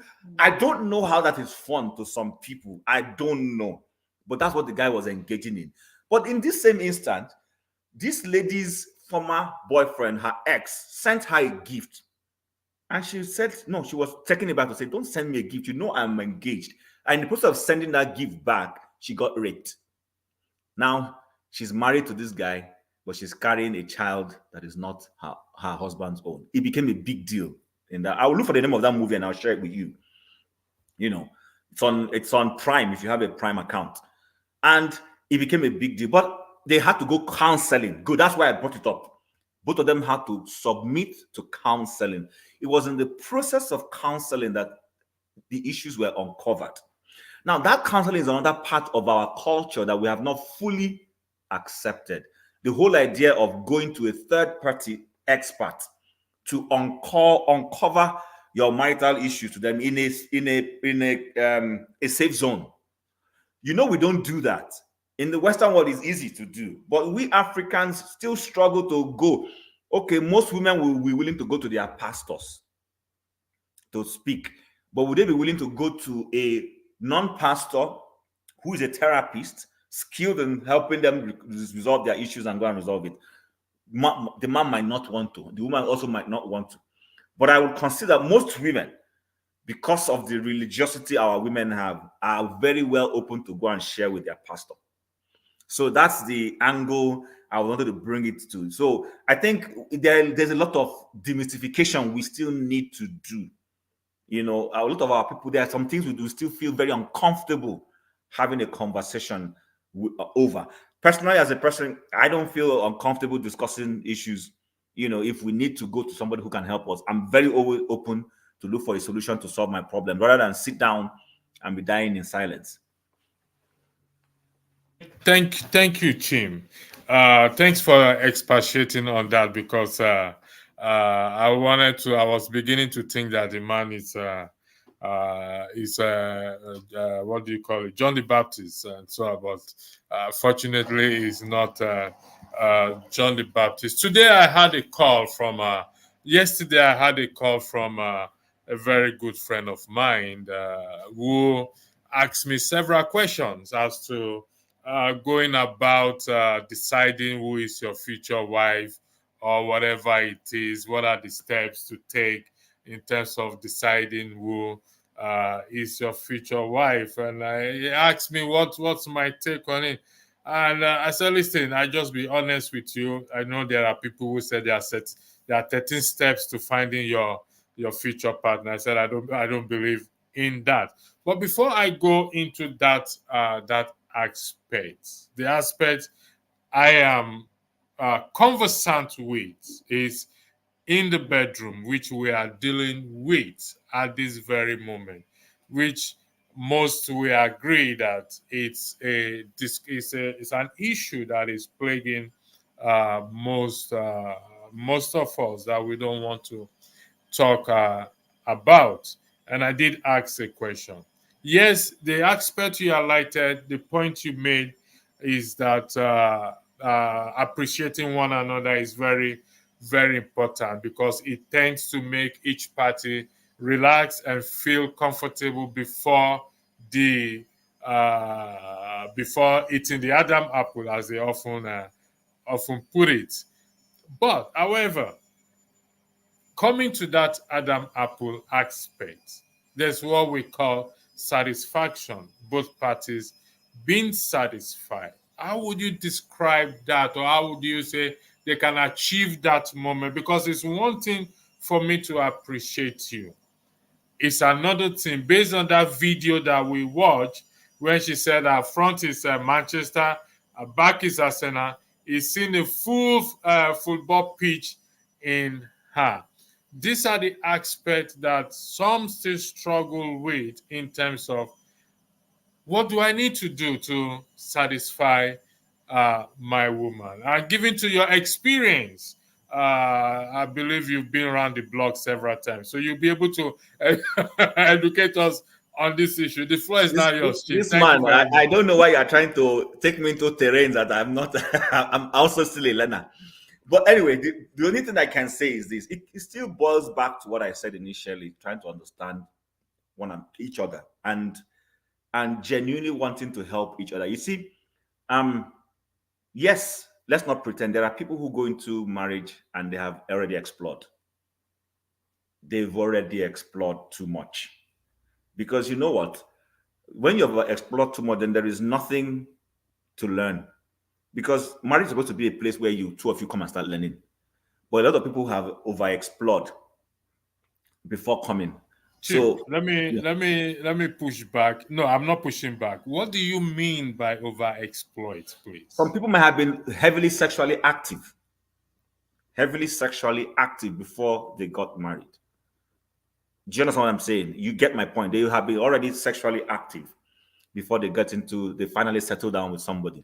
Now, if the other person is naive, you will find out that somebody's expectations, the other person may not be able to meet it or match it, because you've climbed a mountain, you've reached Kilimanjaro and come down.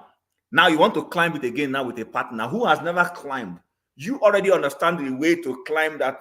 And if your temperament is you're impatient, you'll be expecting this person to come up with skills that person doesn't know. Do you understand what I'm saying? So it leads to the one person not being able to satisfy the other person. But if, assuming, and both of us are Christians, so please, I don't want to apologize for being a Christian in this matter. Yes, you are both Christians. You have explored, but now you are a Christian and you understand that, okay, I need to do life with the other person. You'll be patient with this other person, knowing fully well they don't know what you know. That's one. Two, the person who does not know what you know will also be understanding of the person who knows too much and not judge them. Do you get my point? There needs to be a balance. Because that is where misunderstanding is. Someone says, where did you learn all this thing from?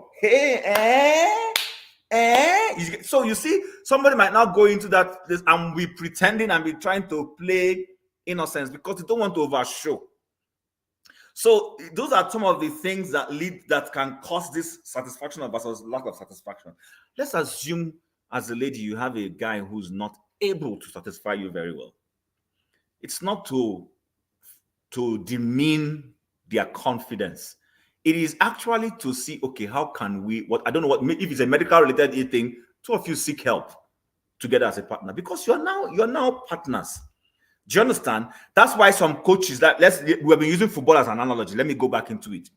That's why a coach who has a striker that is skilled but is not scoring goals, you will see a good coach will say, I will give this person time. Will say, I have a vote of confidence on my striker. He will come around. I will give him time. Some will say, okay, maybe he's missing link. He doesn't have a good midfield that is feeding him. Let's look for, so whatever that means.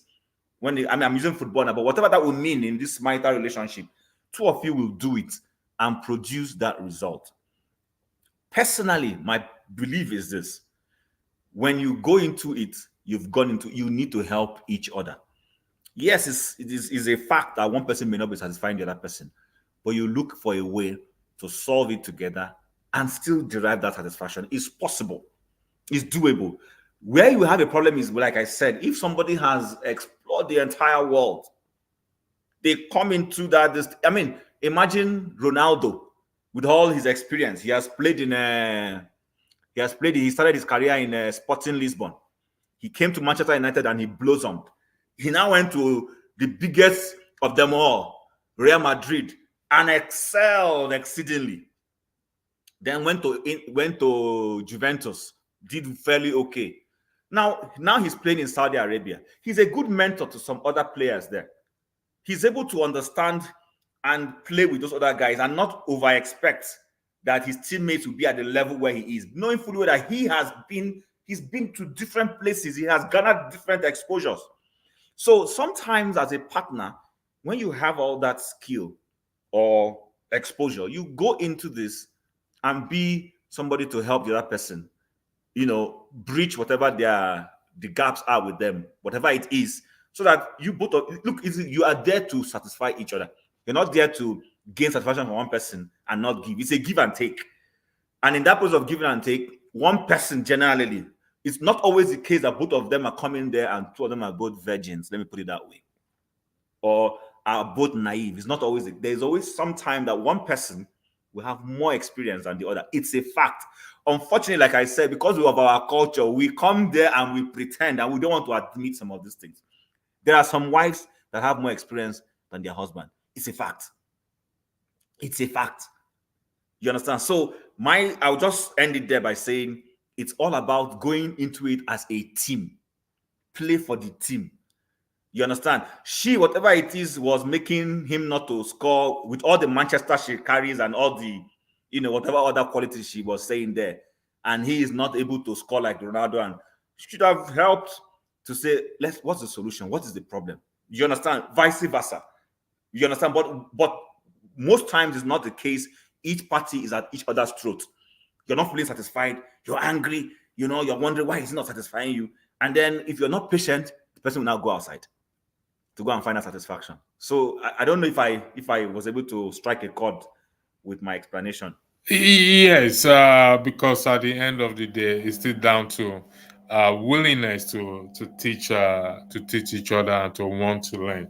The ones that have gone up the mountain before has more skill. I watched a program called Mary Jane where she was dating. The lady went out with this football player, and he's so eager to want to, and she had to calm him down and say, "You know what? This is not the young girls you go out with. So relax." And she skillfully how to teach him or lead him into the process.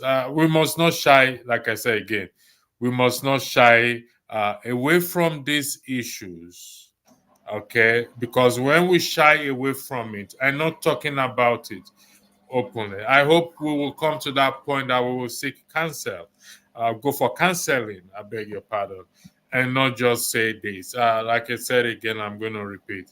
We'll probably run this broadcast sometime down the road again with a topic that befits it, not this topic itself that befits the discussion. So those of you who are in the comment section, thank you. I don't know if you have questions for Councillor Chim. I'm not a counselor. I'm not a counselor. Please, I'm not. No, listen, some people are here just like Bob, just that they might not be confident enough to come out and say it's outside to avoid being judged. Yeah, another thing is we judge each other, which is not good because, like I keep saying, we live in a very, very funny world. And I tell people, when you go approach a girl or whatever it is, don't expect her to be a virgin. If she is, good, because even you yourself, the man, you are not a virgin. Most men are not virgin. So if you are expecting something from someone, you must be willing also to meet that person halfway. The same right you have to ask her if she is. She also have the same right to ask you if you are. Because the rule to stay or the law to stay virgin does not only apply to the woman, it applies to the man as well too. It is this tradition and culture that have now make us feel that only the woman expected to be a virgin. That is incorrect. That is false. Both parties, the word virginity is applicable to both the man and what? And the woman. So if somebody asks you, if you ask her, is she a virgin? She has the right to ask you, you are a virgin. And she has the right to tell you she's not interested in you because you're not a virgin. There's Sorry, nothing. there's a post here from a Christian. He says, my pastor restricted us from washing plates. Do you think my pastor was right? I don't understand. Pastor, I don't understand. Kristen, do you mind to share the... do you mean he restricted the men? He says the men should not wash plates. Is that what you're saying? Let him clarify. Kristen, you said my pastor restricted us from washing plates. Do you think my pastor was right at Chim? But you see, Chim is asking you to clarify your question. Licking plates. Oh, okay. Is it? I don't know if this is correct. Is it licking plates? It means. I don't know Kristen, what licking plates means. So I know what it means. Don't worry, we've been there before. Don't worry. Not everything Counselor knows. From washing. Oh, okay. Okay. He has clarified it. So yes, my pastor restricts us from washing our wife's plates. With due respect to your pastor. Okay, Chim, the question is posed to you, not to me. But the answer is obvious. How can you say, okay, hold on, let me put it this way. I believe that as men and women, God gave, okay, I say God, but I always try to be conscious of the fact that not everybody is a God person. So that's why I would say nature. We come in, there are roles that are literally assigned to us by society. So it's typical that the man goes out there to do a lot of work and bring back to take care. Even if you take it from the days of nature, the man goes hunting, brings back the dead, what he has killed in the hunting process, and the wife prepares it for the entire family. Now, but that being said, back to football, since we've been using football as a good analogy. So I'm a defender, and then there's a counter attack or there's a corner kick. The opponent plays a corner kick, and as a defender, somehow in the motion of football, I find myself at the line of the net, and the ball is played in that would have gone into the net, but I do what? I head it out or I kick it out. Primarily, my role is not to defend, right? But guess what? I have just saved my team from conceding a goal. Even though I'm supposed to be a striker in front, but somehow I found myself behind, and I was able to clear that ball away from the line, and it didn't go in. Now, conversely, the defender goes during a corner kick. His job is not to score. His job is to defend for his team. But his team has earned a corner kick. And then they float the ball in. And then a Thiago Silva defender heads the ball and he scores a goal. Would you say because Thiago Silva is a defender, the team should not accept the goal? He has given a goal to his team, either equalize or put them ahead. So the point I'm trying to make is this. In a relationship, anything you do for the benefit of the team, for harmony of the team, success of the team, or team dynamic or whatever it is acceptable. So you got home, your wife was busy or she's ill. Let's even say your wife is not working, but she's ill, and you washed the dishes. How is that bad? I don't understand how that is bad. Or would you rather that plates are piling up in the sink and your wife is ill, so the sick woman should now go and be washing the dish? I don't think so. I don't know if that makes sense to Chriskin. You know, that person that is saying that thing, I won't even say it's an African thing. I would say that person is totally ignorant and does not know what he or she is saying. How can you say people should not wash? Okay, he says Chim isn't getting it. So then perhaps it's not what I asked. Perhaps it's what you were saying on the other side. And if it's on the other side, then my hands are clean. No, he did clarify himself. He said, I highlighted it. He said, washing plate for he did clarify. He said, my pastor restricted us from washing our wives' plates. Okay, our wives' plate. So it means the literal washing of plate. So Except, my yeah, explanation is in order then. yeah, it's in order. So, and those who have been commenting are commenting in that line as well too. But here is my take in this issue. Okay, I don't know in what context your pastor said this. With due respect, your pastor must be able to provide you from this is what I do. Your pastor must be able, for the father is a pastor, must be able to support that argument or that instruction with a scripture. You should have asked your pastor, can you support this your instruction with a scripture? If he can, then I will applaud him. But truth be told, there is no such things there. That is ridiculous. With due respect to your pastor. Totally ridiculous. For you to say whether she's sick, whether she's busy or not, you can just decide to what? To wash the dishes. That is your prerogative to do. Then to allow somebody to now say they are restricting you from what, then equally your pastor can also restrict you from not having sex with your wife. Actually, let me just say, run, no, Christine, run, no, run, no, run from that place that they are telling you not to wash. It can restrict you from washing dishes.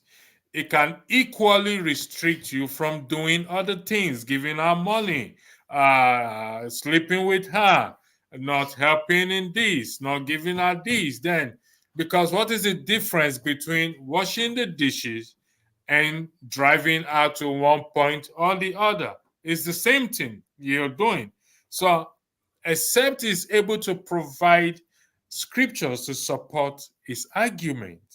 And this is what I keep telling people, that it's not everything I say is accurate.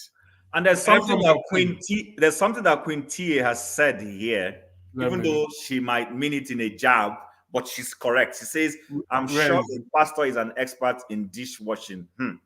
You know what? There are a lot of people who come and tell you, don't do this. Some women will tell you, if my husband does this. Or some men will say, lie, they never born the woman. Meanwhile, go to their homes and go and see how peacefully they are living. Those things they are telling you in the public not to do, they do it in their privacy to keep the harmony in their own homes. But they will come out and tell other people not to do certain things. So people should learn how to take advice, be smart enough to read in between the lines and know that, someone cannot be telling me what is going to lead to a breakdown of law and order in my home. Let me use that phrase. So I just wanted to bring that out. Yeah, thank you very much. Listen, Christine, I believe that question is a real question you asked, and thanks for asking that question. Disregard that instruction. If your pastor says we'll ask you to disregard it, tell him to come to this Dr. Damages. Then I'll refer him to him. Respectfully disregard that instruction. That instruction is so. Let me ask you, Christine. Jesus Christ said, "You are the light of the world." So how can you be the light of the world if you cannot help your wife to wash dishes, or if you wash dishes in the house? How can you? How can you be that light? Or do we think the light is only when we don't commit fornication and adultery? It's everything. So I don't understand why. It's going to break that home, because if you continue like this, you will leave all the burden, all the work for her. And at the end of the day, when she starts to complain that you see me as your slave, this and that, we say that, why is she complaining? What is wrong? I don't care whether I don't want to know whether she's busy or she's not busy. The moral of it is, such instruction is wrong. And I keep saying this I've said this over and over and over. God did not give pastor any authority over somebody else's wife. God never gave any pastor authority over what? Over somebody else's wife. God is the head of Christ. Christ is the head of man. Man is the head of the woman. He didn't say the pastor or your pastor is the head of your wife. I don't get it. If you don't want to wash the dishes, let it be between you and your wife. Sort it out. But not something that is coming as an instruction. Are you protecting the home? I don't understand. Because if I give you opinion, my opinion must align with, even if it's opinion, my opinion must align with the scripture. Because Paul gave his opinion, and his opinion aligned with the scripture. Anyway, I don't know. Well, we're going to have this discussion over, sometime in the future, and Tim will come here again. We will plan it, come here, maybe start earlier than this. I know time difference, you're in Canada, I'm here, so the time difference never work. But I think this late hour is good, around 9, 10 is good. So on a Friday where most people will be must have finished work and they will not have to go to work the following day. So thanks for joining. For those in the comment section, thank you very much as we bring the broadcast to an end. Have a good night and have a lovely weekend. Some of you will be here tomorrow with Dr. Damages, and he will tell you what hell looks like. So I will make the broadcast tomorrow. I'm one of those who I want to know what it looks like. All right. Have a lovely weekend.